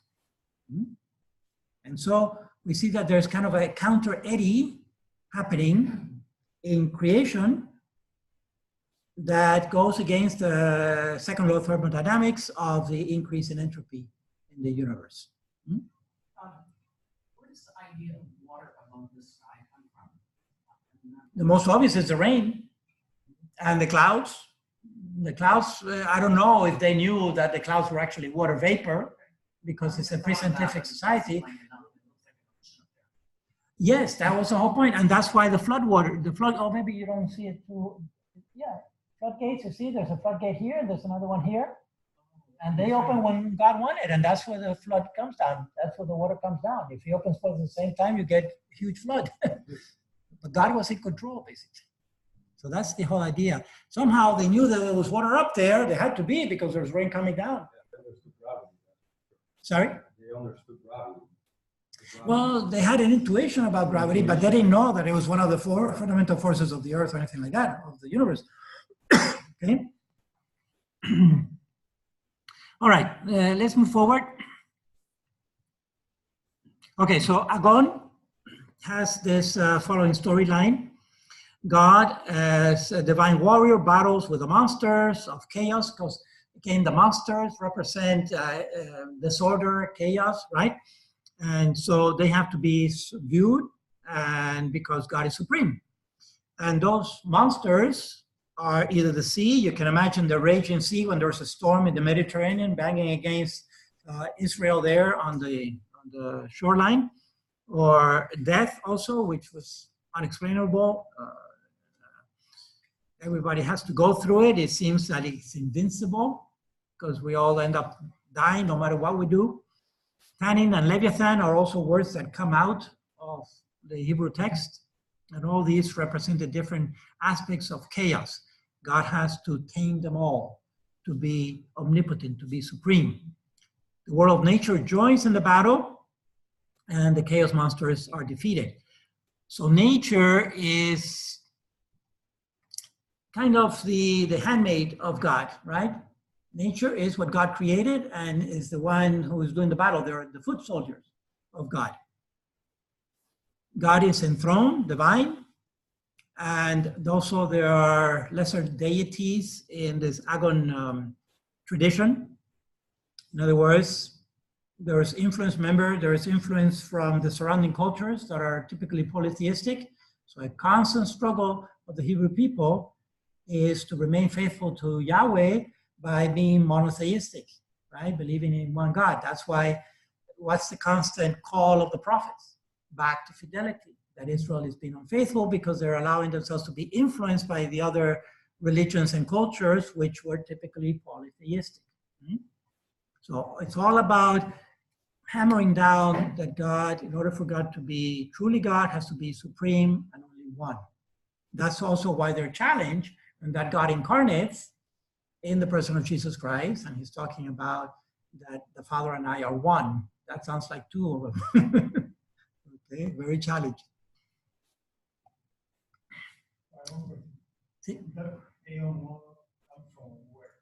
Agon? Yeah.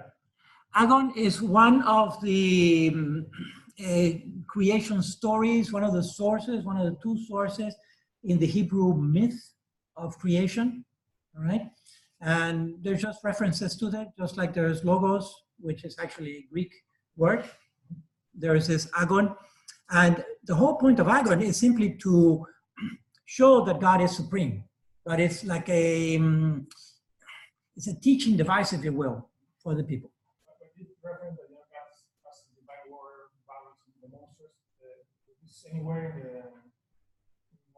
It's part of the Hebrew, no, it's part, it could be in the Midrash or it's not in the Torah itself, okay?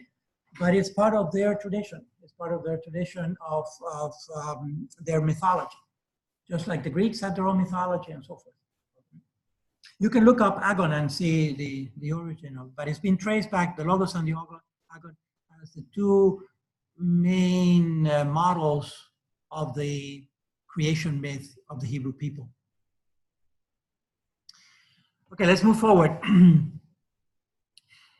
Then God said, "Let the water under the skies be gathered into a single basin so that the dry land may appear. And so it happened. The water under the sky was gathered into its basin, and the dry land appeared. God called the dry land earth, and the basin of the water he called the sea. Again, looking from a pre-scientific society out into the horizon, I'm standing on the shore, and I see water over there, but I'm on dry land, thank you. So somehow this had to be separated at some point, and it was God who separated it, because that's part of the ordering process. God saw how good it was. Again, everything flowing from God is good. God said, let the earth bring forth vegetation. Let the earth bring forth vegetation.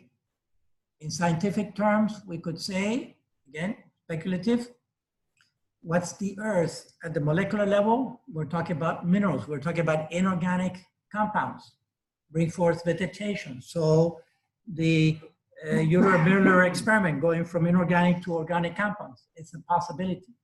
So pre-scientific society, you're not going to talk to them about inorganic and organic compounds because they had no clue.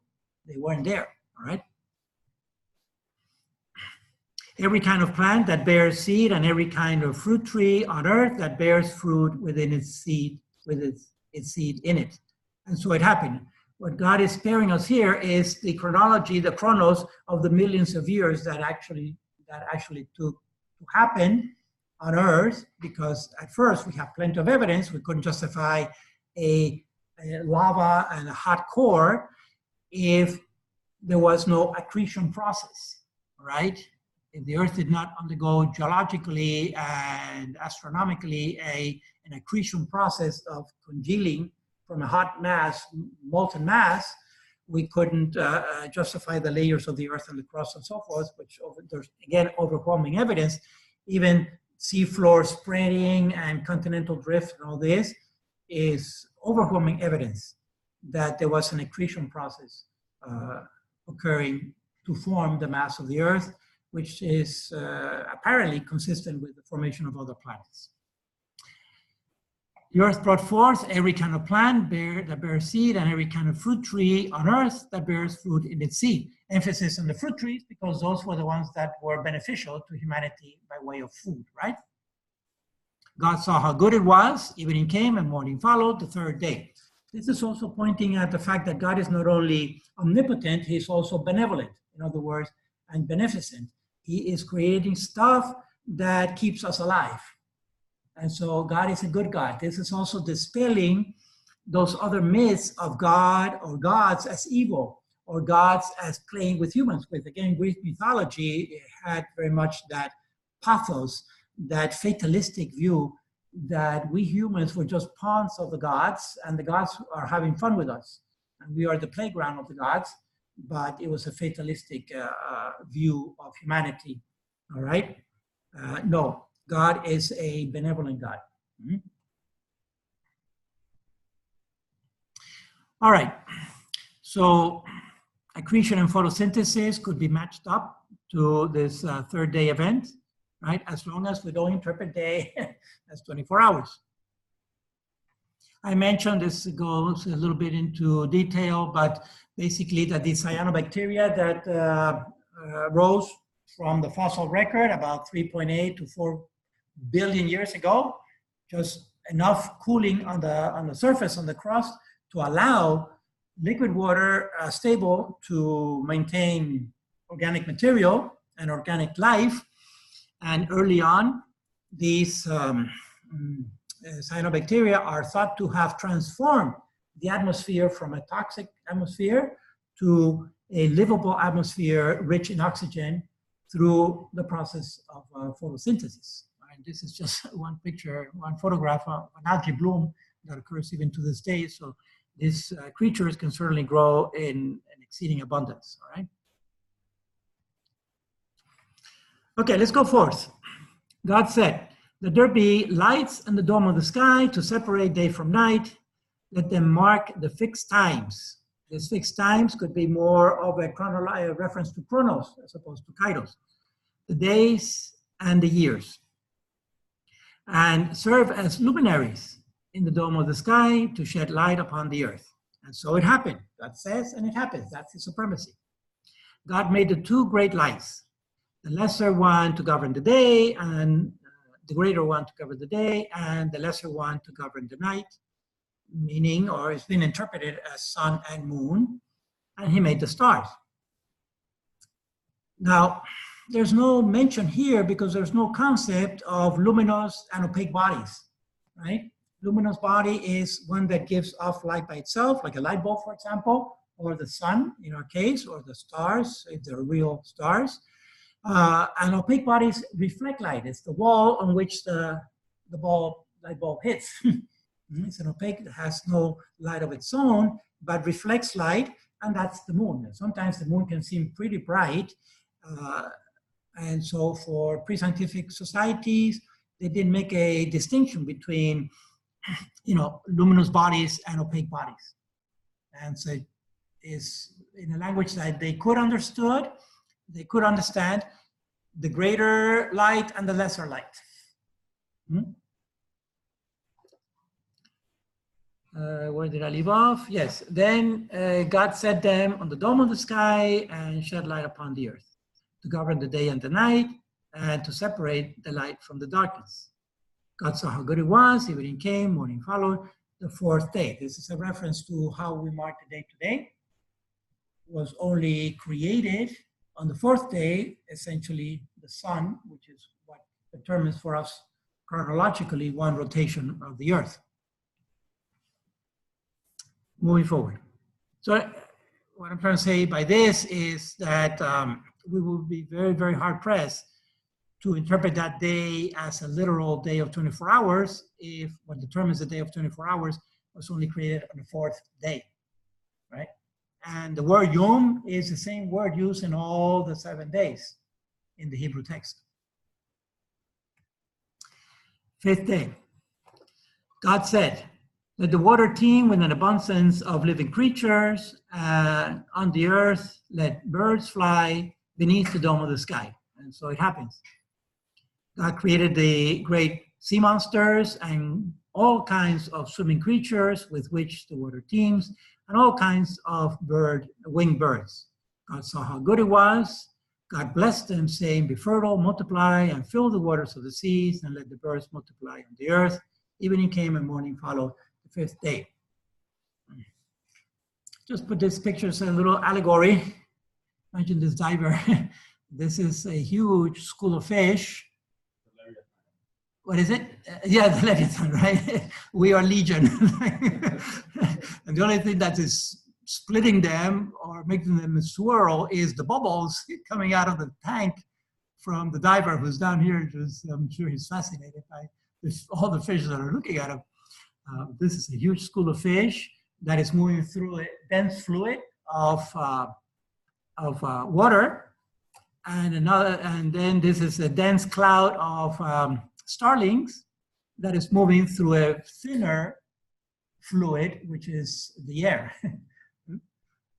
So anyway, for pre-scientific societies looking at this, it kind of makes sense with their naive observations of nature. But you notice the order of progression. It does have the plants before the animals.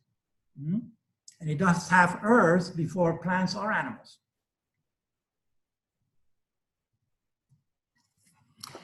Okay, now moving on to land, the tetrapods.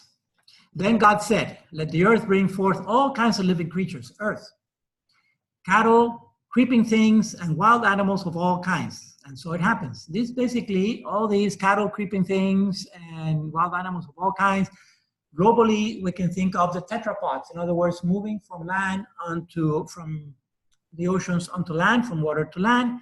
God made all kinds of wild animals, all kinds of cattle, creeping things on the earth, and God saw how good it was. Again, this is a fossil, which you can see here. There's a photo of the fossil, and this is the representation. As you mentioned, Dr. Jorge, what we have here, basically, these are paleontologists and anatomists and physiologists who can put flesh to bone, essentially, from the structure, meaning the skeleton. They can flesh out. First, they'll connect the muscles according to the structure, the skeletal muscles, right? that have to match to the particular depressions and contour of that bone in order to articulate and to function properly. And then upon the muscle tissue, they will layer out the adipose tissue, and eventually they would layer out all the way to the dermis and the epidermis, right? And this is more or less what they come up with certain percentage of error. But the concept is that this skeleton was not just walking around like a skeleton. It had to have bone and it had to have flesh and sinews to it, as it were, all right? And this is a representation. But what's interesting about the representation is that the tail is a padded tail. It's a paddle type of tail. So this could be, and yet it has very clearly 4 legs and extended digits, which could have held membranes between them. And so this could be a transition between a water creature and a land creature, because a tail with a paddle is useless, is vestigial on land. So this could be a possible transition from water to land. Finally, then God said, let us make man in our image. This us has been studied, and some scholars consider it a reference to the Trinity that is hidden in creation, but real and present, all right?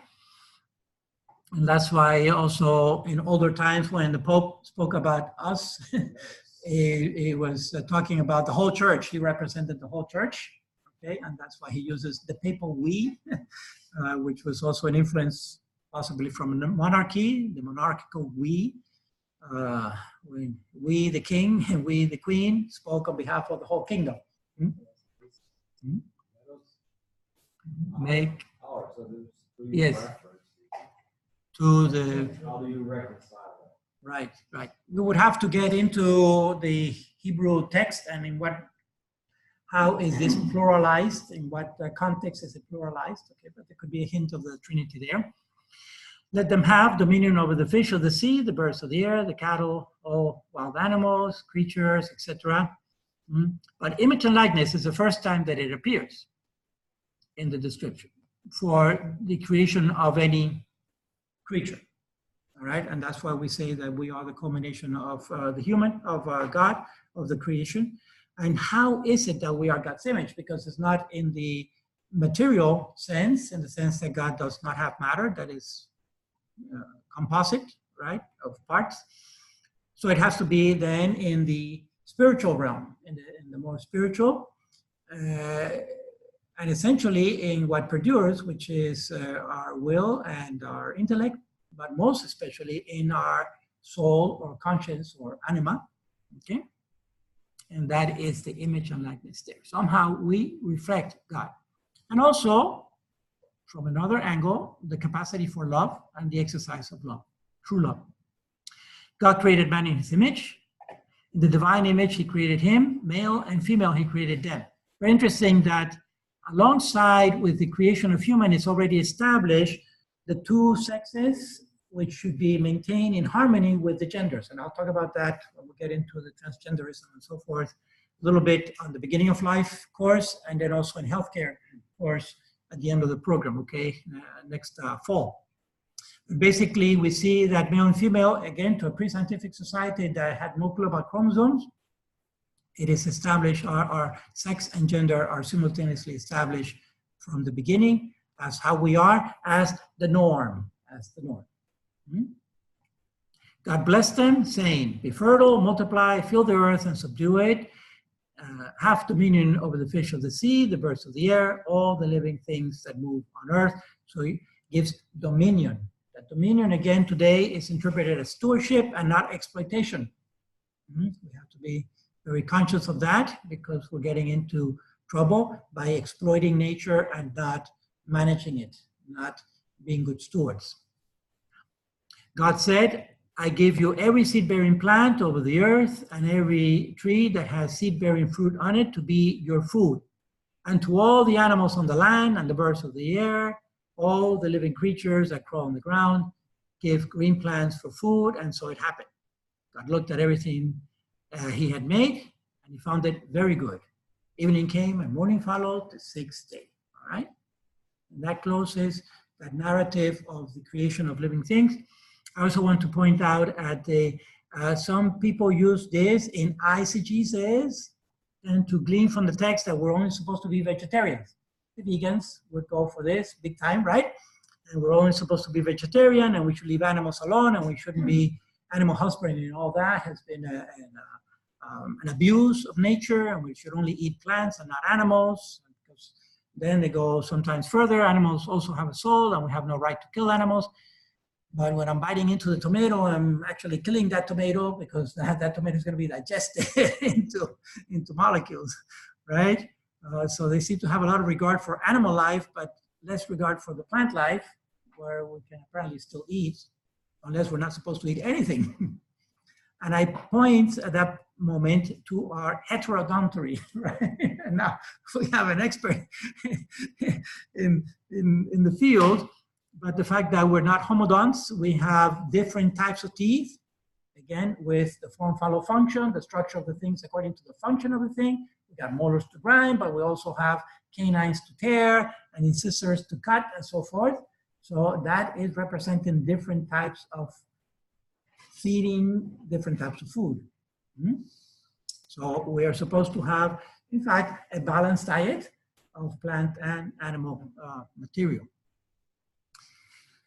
All right, but and that heterodonty itself could be traced to ancestors that were herbivorous, carnivorous, etc., with different degrees of pronouncement on either side. Well, verse 30 seems to indicate that the animals were all vegetarian as well. So, like, even predators, carnivorous animals, right?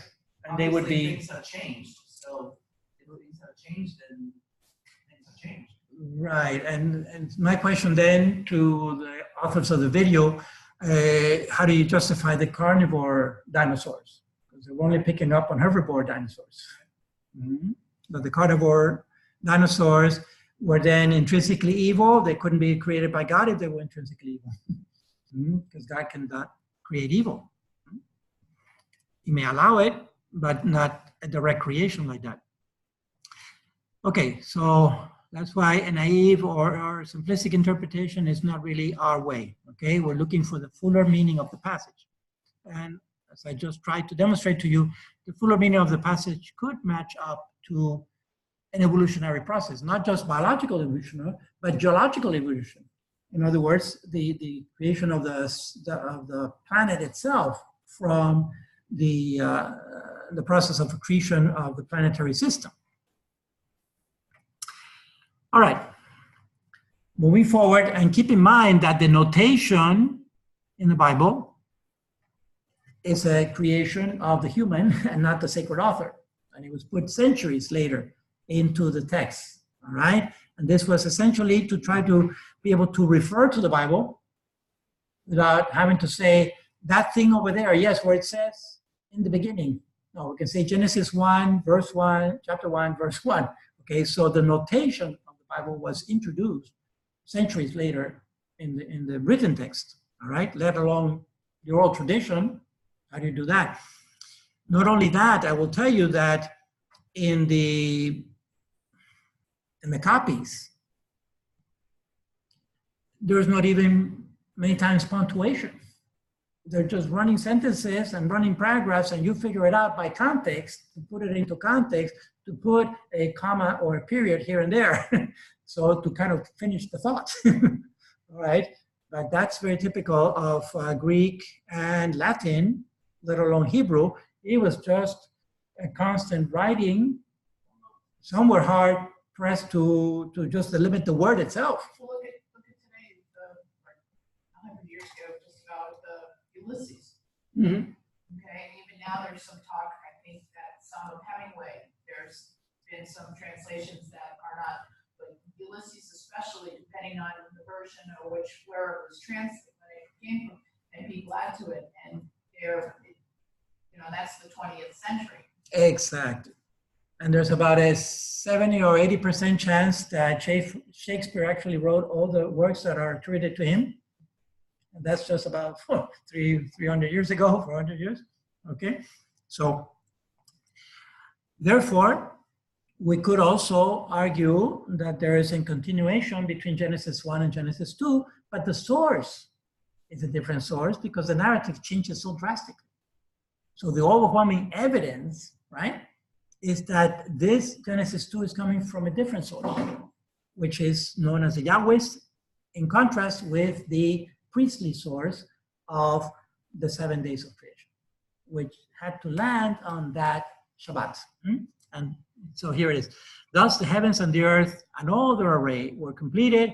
On the seventh day, God completed the work he had been doing. He rested on the seventh day from all the work he had undertaken. As if God needed to rest, right? But you see, this is what we call an anthropomorphism. Anthropomorphism is projecting human qualities to non-humans. Like, for example, Mickey Mouse. And Disney has made billions upon the anthropomorphism of a mouse. Talk about talent and entrepreneurship. Amazing. All right. God blessed the seventh day and made it holy, because on it he rested from all the work he had done in creation. This gave the Jewish priests tremendous power over the people. How dare you not rest on the seventh day? All right? You incur ritual impurity. And the next thing to do when you're in ritual impurity, you had to go to the temple and purify yourself, making an offering of an animal, unblemished animal, or cereal, or vegetable, whatever you could afford. And if you didn't, you risk going into Sheol. And guess who sold the animals and the plants in the temple? Yeah. The priests and their cronies.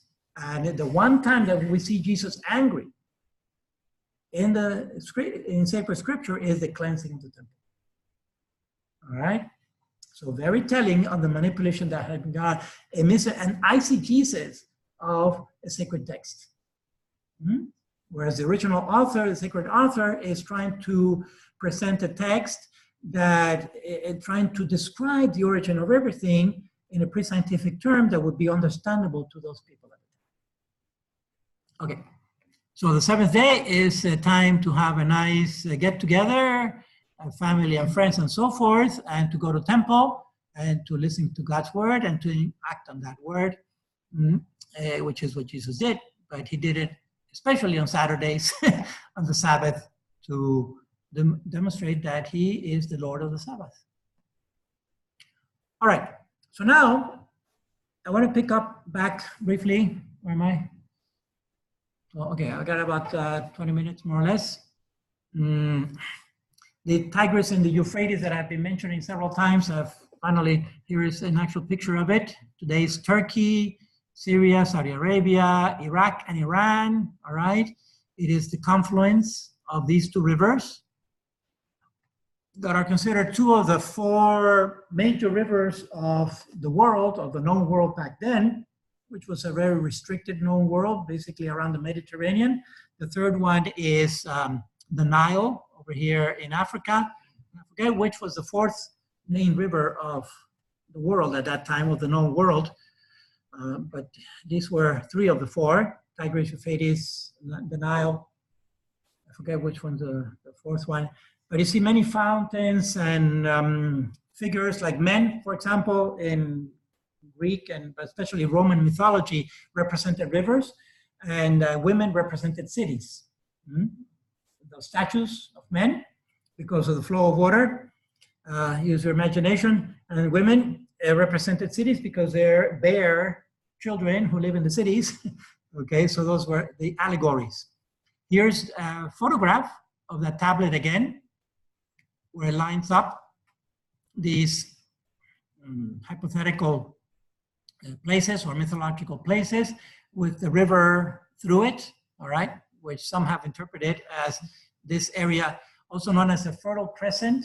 It is known as the agricultural origin of civilization, dated to about 7,000 to 8,000 years ago. Also, so here is the Jordan, right? And the the Jordan River, next to country of Jordan. This is Israel. Here's Lebanon, Cyprus, the island of Cyprus, etc. So you place yourself, Mediterranean, Indian Ocean over here. What I was going to say? I don't know, slip on right. But anyway, okay, so the heavens and the earth and their creation.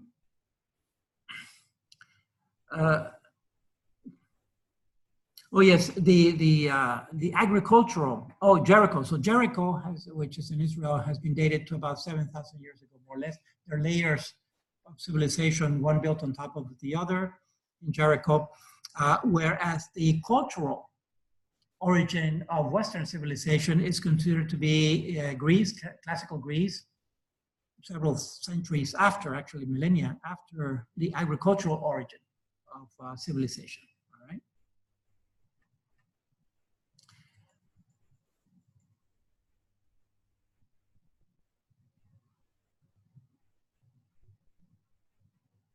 Oh, I'm sorry, yes. So this is the biblical passage of Genesis 2, verses 4, 5, and 6. This is the story of the heavens and the earth at their creation, when the Lord God, and this is Yahweh Elohim, this is where the Yahweh's tradition begins, made the heavens and the earth. There was no field shrub on earth, and no grass in the field had sprouted. For the Lord God had sent no rain upon the earth. So here's the water again, very much involved in organic life, the origin of organic life. And there was no man to till the ground.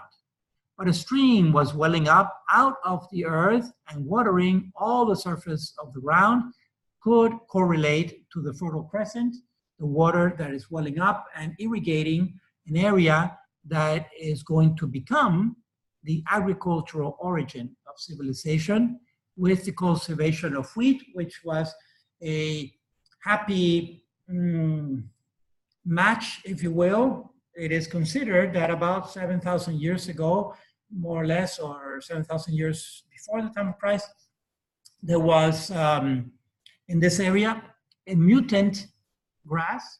We know that wheat it's a type of grass, all right? And a mutant type had the seeds were a little more significant, a little more larger in this particular grass, which would be primitive wheat, and was also discovered by some ancient people walking that area at that time. And I guess someone was hungry enough to eat it and detected that there was nutrition in it and so forth, that it quenched their hunger. And they started cultivating that grass, and they started doing artificial selection, if you will. Kind of intuitively, they would choose the larger grains to plant, and they were favoring grain, the large grain. And there is the beginning of the artificial selection on the individual tufts of grass that were coming up with the larger grains. And they realized that planting those, they would get at least as large grains, and some of those would be even larger, a small percentage, the tails on the large end. And by planting those again, they will get even larger grain. So wheat emerges in this Fertile Crescent to allow people to settle and cultivate more than being hunter-gatherers. Less energy spent, more free time to socialize around the campfire and so forth, and to actually begin a material culture of things. Because when there were still hunter-gatherers roaming around, there was no time, literally no time, for developing a material culture of weaving and pottery and so forth. All right, so here's a reference of the passage from the inorganic material to organic matter. The Lord God formed the man out of the dust of the ground and blew into his nostrils the breath of life, and the man became a living being. We see that God reigns supreme here, and he elegantly crunches millions of years of evolution from the beginning of life to the culmination of organic life in the human in just one sentence, one paragraph, okay? Starting from this dust which I pointed out in the Hebrew text is ha-adamah to ha-adam, okay? The connection of the words to ha-adam, which is Adam, which is the man. Where is it? From the man actually has it in front. Ha-adam from ha-adamah, out of or from. A possibility that could be explained scientifically by the evidence that has been observed. The Lord God planted a garden in Eden, in the east, and placed there the man whom he had formed. So here's an actual photograph. This is one of those Google photographs. It looks like a caricature. It's just amazing. But if we were to blow this detail up, we could get a scale down to about 100 feet on these satellite photos, all right? So here is the Fertile Crescent, which is here, all right? This is Turkey. This is Cyprus, the island of Cyprus, which is this one here. The Indian Ocean, okay, here it is. The Gulf of Oman, is it? Gulf of Oman or Oman, right? Is here, okay? And so here is the Fertile Crescent. The garden could be possibly a reference to that. We don't know, but it's certainly east of, generally in the east of the Middle East. So here's one representation of hunter-gatherers trying to defend themselves from a hyena that is going after a carcass with some vultures there, so forth. But the natural interaction of primitive humans trying to survive.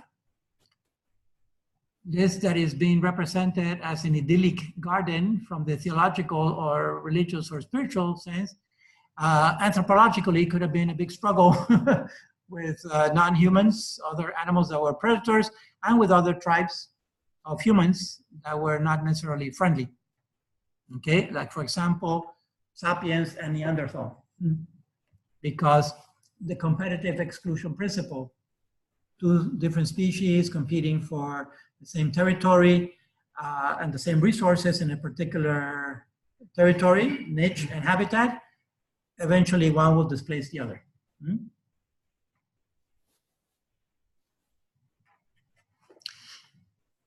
The man and his wife were both naked, yet they felt no shame. So here we can go a little more theological and the original innocence, what is known as the preternatural gifts, right, that I was talking about earlier, preternatural before the fall. That happens in chapter 3. We're still in 2 here, all right? The end of 2. This is the conclusion. The man and his wife were both naked and they felt no shame. So original innocence.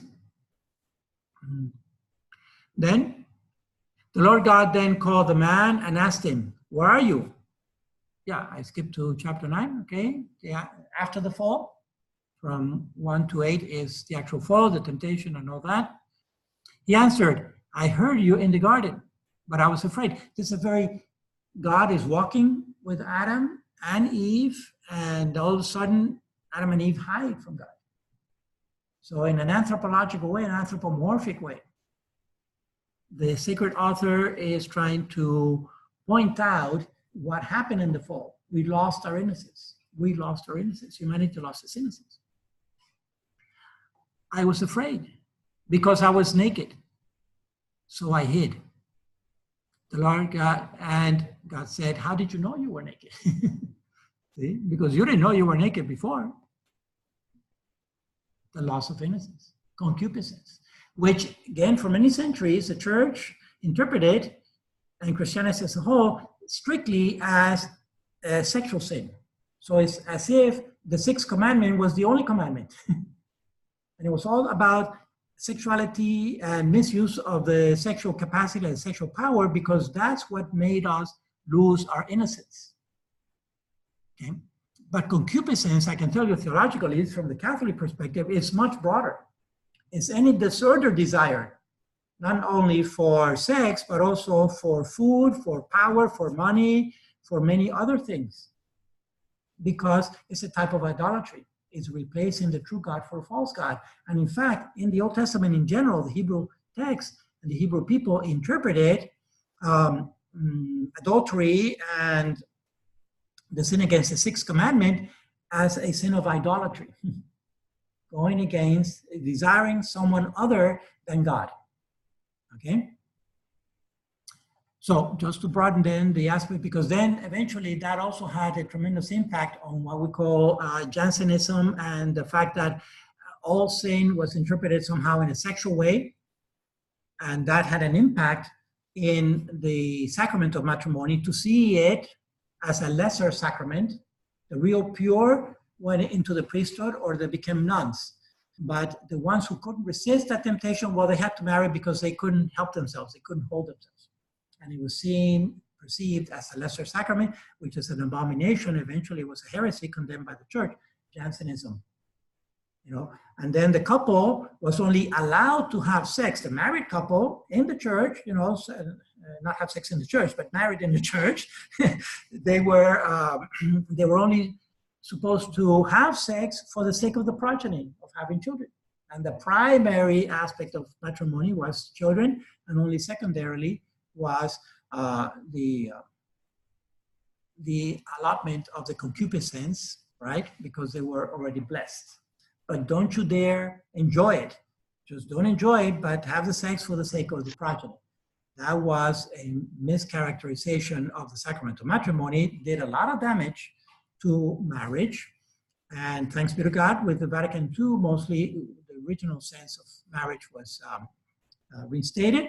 And so the first encyclical after the council was by St. Paul VI, Humanae Vitae, the two dimensions of the sacrament of matrimony, the unitive and the procreative, hand in hand together, so it rescues the original sense of sexual intimacy, which is glorious, and it's a type of prayer in the sacrament of matrimony, and it's an abomination, the same identical act outside of matrimony as a grave offense to that sexual capacity, right?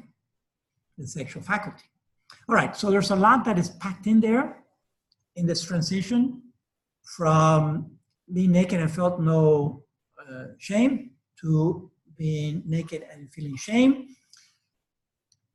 Anthropologically, we can talk about the conscience, that these early humans, whom we call Adam and Eve, had a conscience so that they can distinguish between good and evil. And therefore, the clothing of the human could be interpreted as an effect of having a conscience. All right, so what are we looking for? What am I looking for? I'm looking for some material evidence of a conscience in primitive humans, right? And clothing could be interpreted as that. It could also have a total secular interpretation of warmth and protection for the body, but that would only be justified in northern climates, where there is protection from the cold.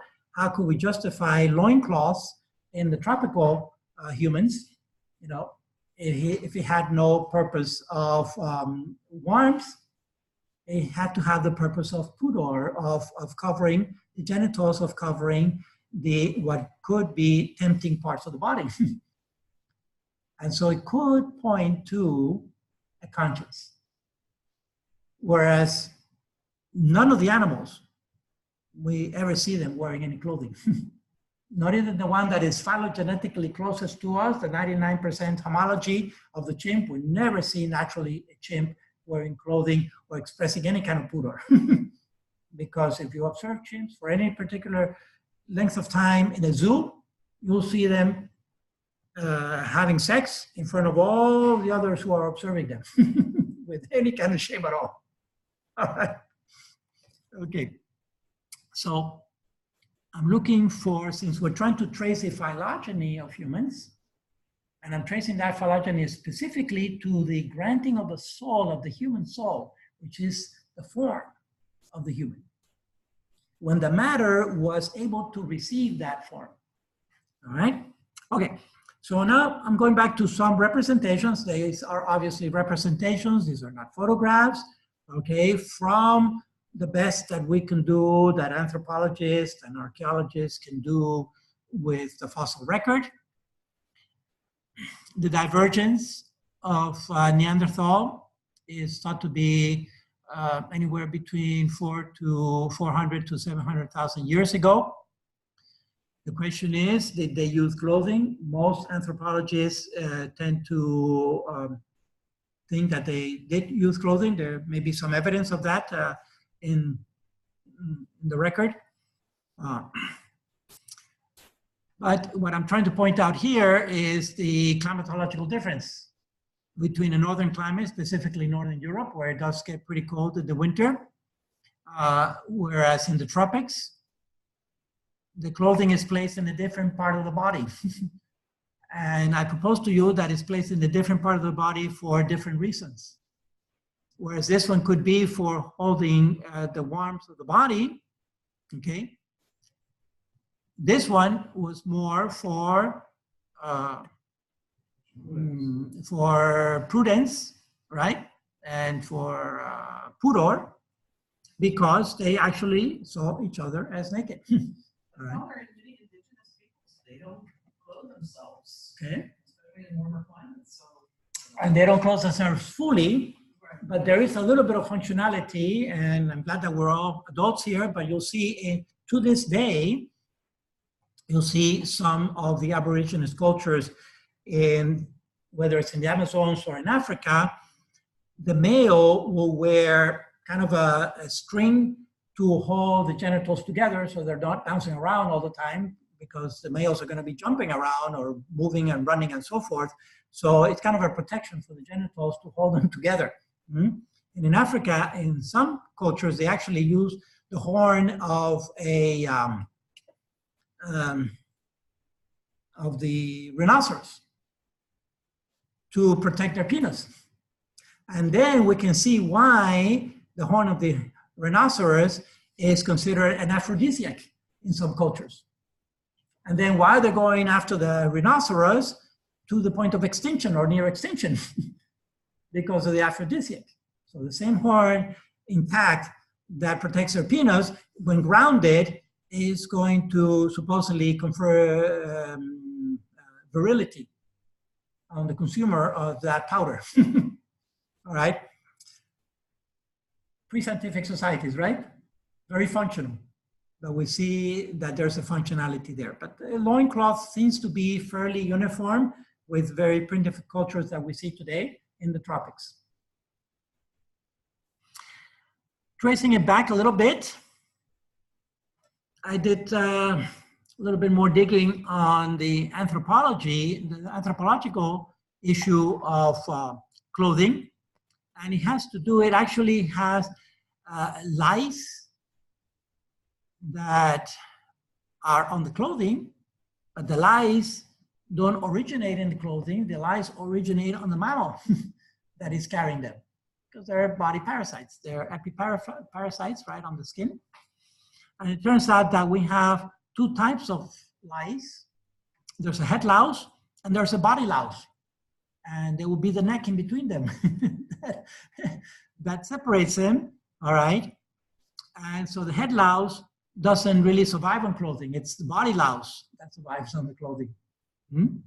So this is possibly some biological evidence for the origin and development of clothing on the human, is that unbeknownst to us, this has caused the divergence of a primitive louse into, or an ancestral louse, into what is today the body, the head louse, that is different from the body louse, okay? And the body louse development could be attributed to clothing in humans. Also, some material culture, you understand the term material culture in anthropologists and archaeologists is some material, some physical thing, you know, this napkin function. They look at structures, because what we see is structures. but we have to imagine and we have to elucidate the function. And in material culture, it's all about the function until we get art, which the function is the artistic appreciation itself. But originally, everything was functional, had a function. This napkin had some function, right? And that's why it was developed. And so tools and the development of and making tools, not just using tools, but making tools. These tools, the explanation, the seeming explanation is that they were used in weaving and so forth and in cutting. That was not for making other tools, but for making actual artifacts, all right? And okay, so these are known as Lissoir tools simply because they were discovered in the French region.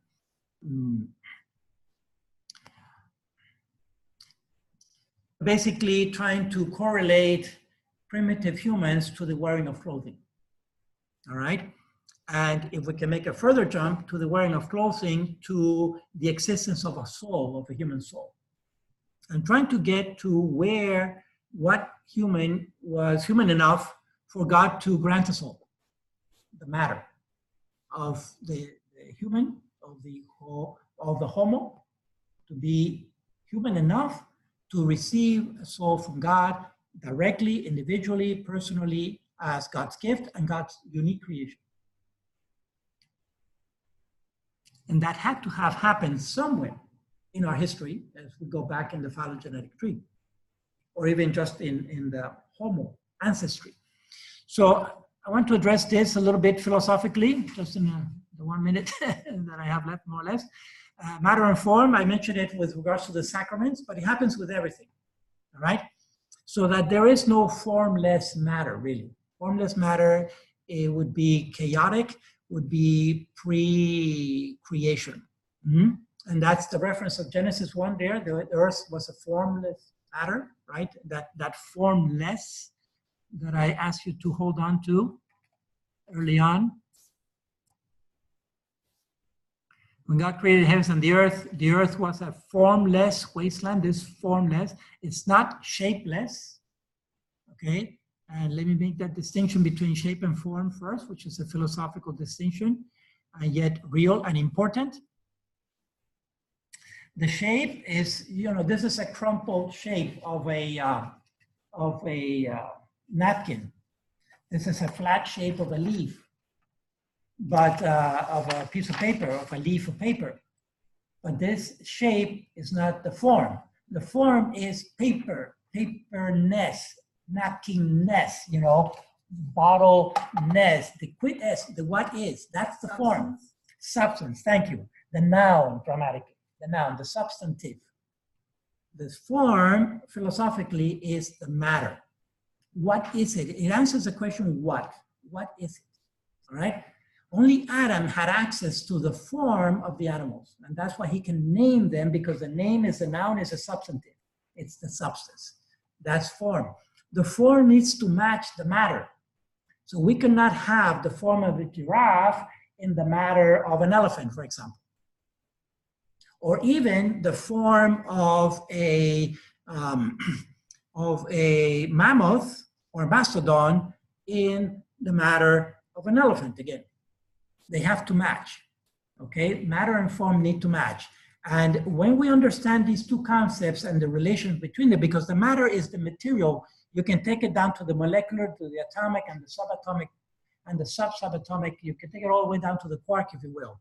But the matter is the material that is empirical, that is commensurable, that can be measured with some instruments, right? And at that point, it's going to be either a matter of energy or energy. And Einstein gave us the equivalent between these two, which is a hypothetical equivalent, which E equals mc squared, where E, I'm just going to fit it in here, with regards to matter, E, which stands for energy, is equal to m, lower m, which stands for matter, times c, which is the speed of light, which is a constant in the universe, and the highest speed known,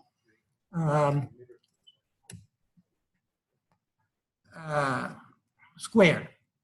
but this is an acceleration, and that's why this is a hypothetical, because if you think so this is an equivalence between matter and energy, right?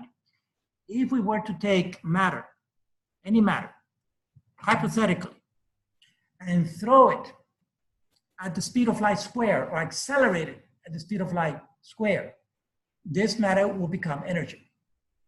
And what would be originally pure matter at rest in this theoretical hypothetical experiment, at the end of the experiment, it would be pure energy.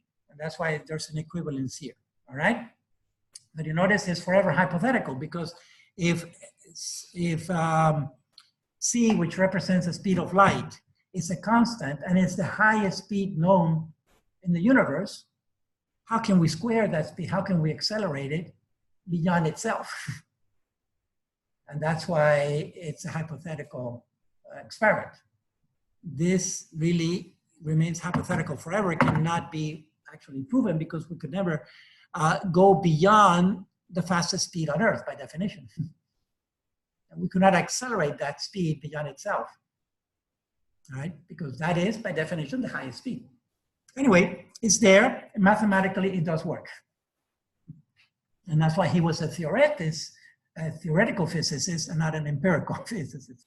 Years later, his theories would be proven empirically and so forth as science progressed in the measuring skills, but he remained a theorist forever. So essentially, he was a mathematician. All right. Form and matter need to match to have the full representation of the thing. All right. And that's when we apply it to the human then. When does the human become human enough? When does the matter, the evolutionary organic matter of Homo, becomes human enough to receive a soul capable of receiving a human soul to match its matter? That's the creative activity of God, and only God knows, and only God did know and did it because we're here today. All right. Other signs, if you will, of a human soul or a conscience could be the whole issue of burying the dead, which we don't see really in other animals to the extent, at least, that we do it with ritual and with food and so forth, which in a primitive way could be interpreted. Some believe in an afterlife. And even though some animals have some degree of burial, if you will, we cannot glean from there necessarily a belief in an afterlife, but rather some kind of a getting rid of one of their own that has died. But in contrast to that, the elaborate burials that we see even in the most primitive human cultures, with typically some food that is associated with it and clothing and so forth, points to the possibility of a belief in an afterlife of these people. So that picks up on the other aspect of the original innocence, also the original immortality, which is the other preternatural gift of immortality. Some believe in an afterlife.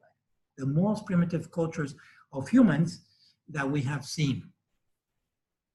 So the big question is, there's no doubt that there is evidence from there on the Homo sapiens line.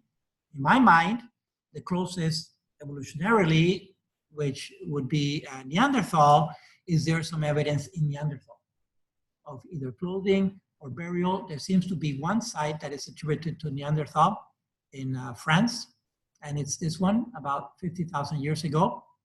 KYA is K for 1,000, all right? Whereas this one is 100,000 years in Israel. Today is the oldest sapiens burial site known. This is the actual photograph of the caves, the two corresponding caves. All right, so this brings me to this diagram in the progression from about 2 million years ago to modern times, when we coincided with Neanderthal, 100 to 40,000 years ago. Which of these would we posit the possibility of having a soul? And therefore, believing that they are immortal, And also, therefore, we may find them in heaven someday. Totally speculative. But, and again, Doctor, to your question, these are the photographs of the fossils found. These are the reconstructions of the best models possible that can be made out from these fossils by putting flesh to bone, literally, or figuratively. They use, obviously, matter, plastics, and so forth. Okay. So, but when we line it up like that, my impression, I don't know, you look at this face and you look at this face,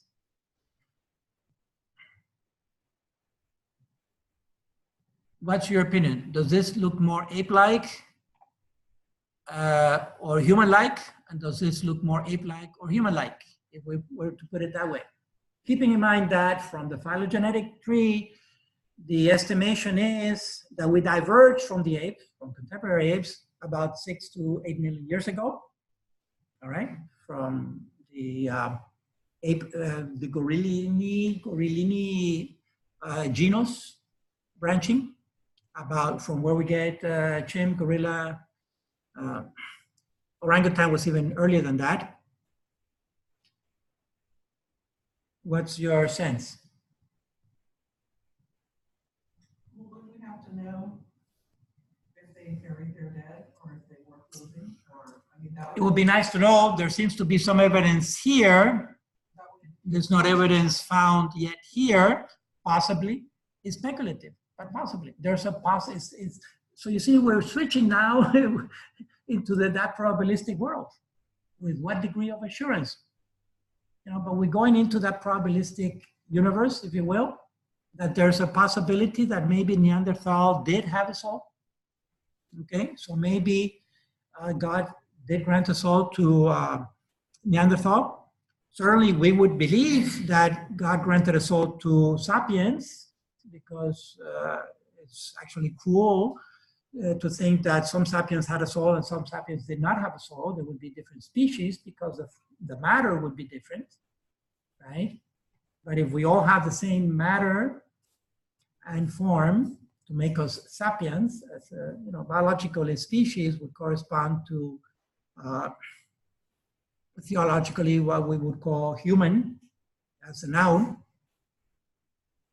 where would you posit the soul? It's an open question. I think it will remain open forever.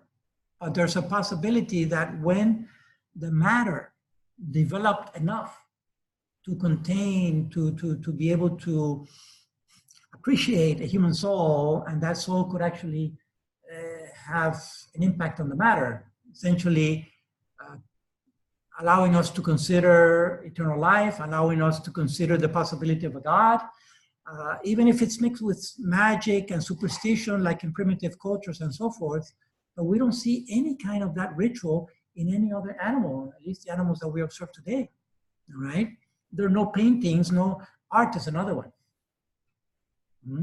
Art is another one that, in my mind, clearly is pointing at the existence of a soul. Because no animal does that. So I leave it as an open question. To me, habilis looks very ape-like, all right? It could be the prejudice of the anthropologists or the team of people who did this. I know, but they're so aware of prejudice that they really try to work against that. If anything, many scientists go on the opposite direction just to put a safety margin so that they're not prejudicing, right? So we can say that in general, these reconstructions are conservative reconstructions. They try not to take liberties precisely so as not to be accused of eisegesis with their bones. Do you think that, that maybe conclusive, evidence, one would lead to, let's say, at least to Neanderthals? Right.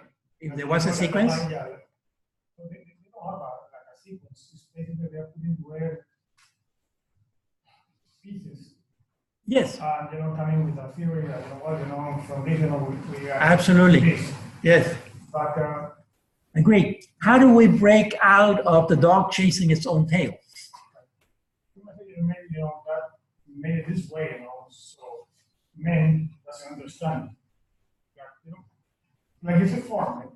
When Moses asked God, what's your name? Yes. I am who I am, right. Because that way, he cannot understand the form. Exactly. Exactly. So far, nobody understands the creation of God. Nobody can explain it with facts. Just basically, pieces. Sure.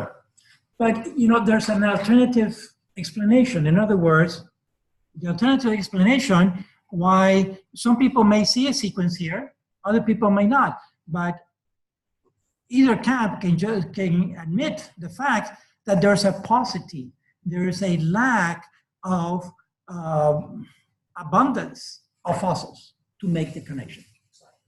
However, exactly. So there are these missing links, right? Supposed links, and therefore we don't have the fossils, so it's missing. That's why I showed that tetrapod with a paddle tail. There's no function for that on land, and yet it's there in the fossil record. So what we do see is that in time, as more fossils are discovered, more of these missing links are patched in little by little. And so why hold on to a capricious God? In other words, let's say that God made all of these humans simultaneously, or hominoids, whatever you want to call them, and why make them without a soul? Or maybe he did put a soul in all of them. And why were they extinguished at some times? In other words, a capricious God makes less sense to me than a mysterious God that works with the laws or allows the laws that he created to move forward evolution. It's not a capricious God. We can see a sequence, and the fossil record in a way is dependent on the record that is left by the particular species. Obviously, if you are a primitive species, you basically do the basic things animals do. The chances that you're gonna end up, separated, in a way isolated to be found later intact are minimum. It's gonna be eaten up by the surrounding. The strange thing is that we actually find fossils because sapiens, they find cave enclosures, they leave pottery, or they leave tools, the material culture, things that you can pinpoint with their activities and complexity. And then to have a soul is to have also a function. You have to produce the fruits of the soul. It's not having a soul just for the sake of it. Whether consciously or unconsciously, because we cannot be detached from our soul. It's integral, substantially integral to us. So whether consciously or unconsciously, what we do also reflects our soul, for better or worse. Hypothetically, you were God. And then you have the Neanderthals and the Homo sapiens. These guys, they had bigger brains, so they were more equipped to receive soul than. Not necessarily. Look at this. No, but consider this. But let me ask you. The fact that they have a bigger, we infer that they had a bigger brain because they had a bigger brain because they have a bigger cranium. All right, so let's say that it does correlate, because what we're seeing also for Homo sapiens today, we can actually measure the brain itself, not just the cranium, right? Not just the container, but the actual substance. All right, but that bigger brain, which is what, it's 150 cc's bigger, from 1350 to 500 to 1500, doesn't necessarily mean higher brain capacity. We know nothing about their convolutions, for example, the gyria and the sulci of the brain itself, which is where the thought process occurs, and especially abstract thought, which is the more complex one. The fact that the cranium itself was larger doesn't tell us anything in itself about the sophistication of the brain, is what I'm trying to say. It could be that the larger brain was not necessarily more sophisticated than the sapiens brain, number one. Number two, that the skulls, the paucity of record, back again. The few skulls that have been found, or the many skulls, relatively speaking, of Neanderthal, how do we know that that is the norm, that that is representative? It could be a subpopulation that happened to have a bigger head. You know, so how do we know? We have to put a margin of error there, right? We're assuming that the fragments that are being found are representative. Well, we don't know if they're normative. We're assuming, okay, but they could be. Yeah, they could be. There could be samples on the tails of the norm. So those are caveats to have. Either way, what we do know, at least from looking at the fossil record and the evidence and the anthropological evidence, is that sapiens did outrun not Cro-Magnon, but because Cro-Magnon was already sapiens, Neanderthal, okay, and specifically in Europe. So it could be that the brain is necessary but not sufficient. Maybe the fact that sapiens was smaller made them more agile. And it's like, you know, humans and gorillas, you know, will fight. We don't have a chance. Yeah, but not. Like, you know, or, you know. Well. You know, we walk quick. But you take away the weapon, and the human is useless, right? Right. You kill one human, but then the other human will tell you what you know. That will tell you a number. And one of the things, a bigger brain will require a more meat, a consistent diet. A bigger diet. Require more oxygen. The nutritional requirements to maintain such a brain would be tremendous. Yeah. More time for foraging, for example, more investment of resources for foraging. Even in Europe, in a time when the weather might not be good, that might work on their demands. That could have been more adaptive.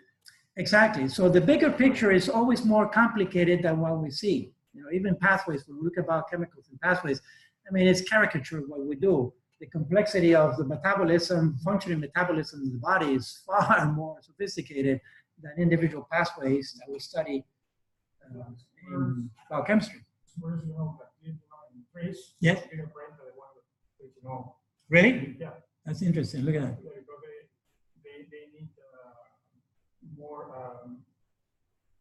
Need to remember what they put, you know, the nuts. Oh yes. Okay.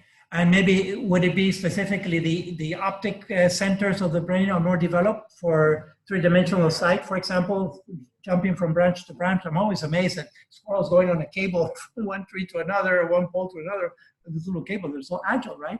But yeah, so we have to be careful when we make assumptions on the physiological that we're so impressed by the brain of any animal, but especially the human, that the fact that Neanderthal had a slightly bigger brain obviously was not to their advantage overall, because they didn't make it and we did.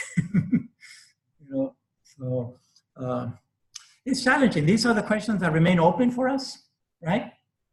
All I'm trying to do by this lecture is to posit the possibility that any of these may have had a soul. Who knows? I think I'm encouraged by. I'm of the theory that I'll know when I die if I see them or not, assuming that I'll go to heaven or maybe purgatory, and I'll meet some of these guys. But, exactly. And we're the only ones that can laugh at our own misery, right? This is a recap of mitochondrial Eve and Y chromosome and Adam. Again, they match, but they don't match. Okay, these are terms that are being used sometimes in science, but they don't really fully correlate to the biblical Adam and Eve. But they do point to the possibility of starting from one female sapiens and one male sapiens, all right? By tracing either the mitochondrial on the egg, the human ovum, which is only maternally inherited, or the DNA in the mitochondria, or the Y chromosome that is only inherited in the male. Okay, I'm not gonna delve, you can read the slide, that's the background. Overall conclusions. biblical narrative of creation, especially Genesis 1 and 3. And again, we're looking at 3 chapters of a book that has 50 chapters, which is part of a collection of 73 books. All right? Does not contradict the possibility of the process of evolution. At least my proposal. Rather, it parallels evolution by describing a gradual process of complexification. All right? Key moments, events, may coincide, I should put here, may coincide, because this is speculative. Regarding the origin of the human phylogenetics, Homo, the genus at the level of genus Homo. We can look at the evidence from archaeology, from anthropology, genetics, the human soul, anywhere between 1 million to 200,000 years ago, trying to match it to the fossil record and the phylogenetics. So if Homo sapiens has a soul, did ancestors have a soul or not? It's an open question. Well, we don't question as Catholics that we have a soul, and all humans have a soul, even those who don't believe that they have a soul. And especially them. But so these are open questions. But frankly, at least from my perspective, trying to combine the 2 narratives, frankly, I don't see a contradiction as long as we don't interpret the Bible fundamentalistically, and as long as we are cautious with the scientific evidence of evolution and don't overdo it to the exclusion of a creator. That's what I have to offer. Did you get to see Darwin? How do you interpret that paragraph? Yeah, Okay. How do you interpret that last sentence on the paragraph? Darwin believed in God. There's a possibility that Darwin believed in God. We'll never know for sure until we die. So this is the anecdote that I have heard, that I've read somewhere, is that as a young lad, he also felt a call to vocation, all right? It was Anglicanism, of course, because he was British, and many of his professors were Anglican priests or ministers. Lyell was one of them, Charles Lyell, and some others, all right? And so he had that influence, and it was prestigious also in the scientific world at that time. It was prestigious to also be a clergy, all right? So he felt that, but then an uncle of his, who saw his capacity for science and so forth, got him a position in the ship, the Beagle, which was going to do a journey, was supposed to be maybe a 1-year journey around the world for mapping coastlines. And that had a commercial benefit. So these voyages were subsidized by businesses and so forth, because the mapping of the coastlines was for trade. And remember the British Empire and so forth, that was the height of the British Empire, so they had ships going all over to their colonies. And so young Darwin, he was a young lad, went on the Beagle ship, and he was a naturalist, not a geologist. The other guys were geologists or mariners. And the ship ended up taking 5 years, more or less, the voyage, the famous voyage on the Beagle. And that's when, by observing nature and so forth, he gets the idea, and comparing, he had the advantage of observing nature, and he's very detailed oriented. And he could observe details in one part of the world and then find parallels in another part of the world, like conversion, evolution, and so forth, and got him thinking about this process of evolution, okay? But it was his uncle who got him on the Beagle, and that consolidated his the tendencies for studying nature and so forth, and he abandoned his thoughts about becoming a clergy. Yeah. But frankly, I don't think that he denied God. What he denied perhaps was a caricature of God, which was simplistic and fundamentalistic and so forth. Right, yeah, which was also prevalent. Okay, thank you very much. Sorry for the delay. Okay, folks, I'm going to close the recording here then.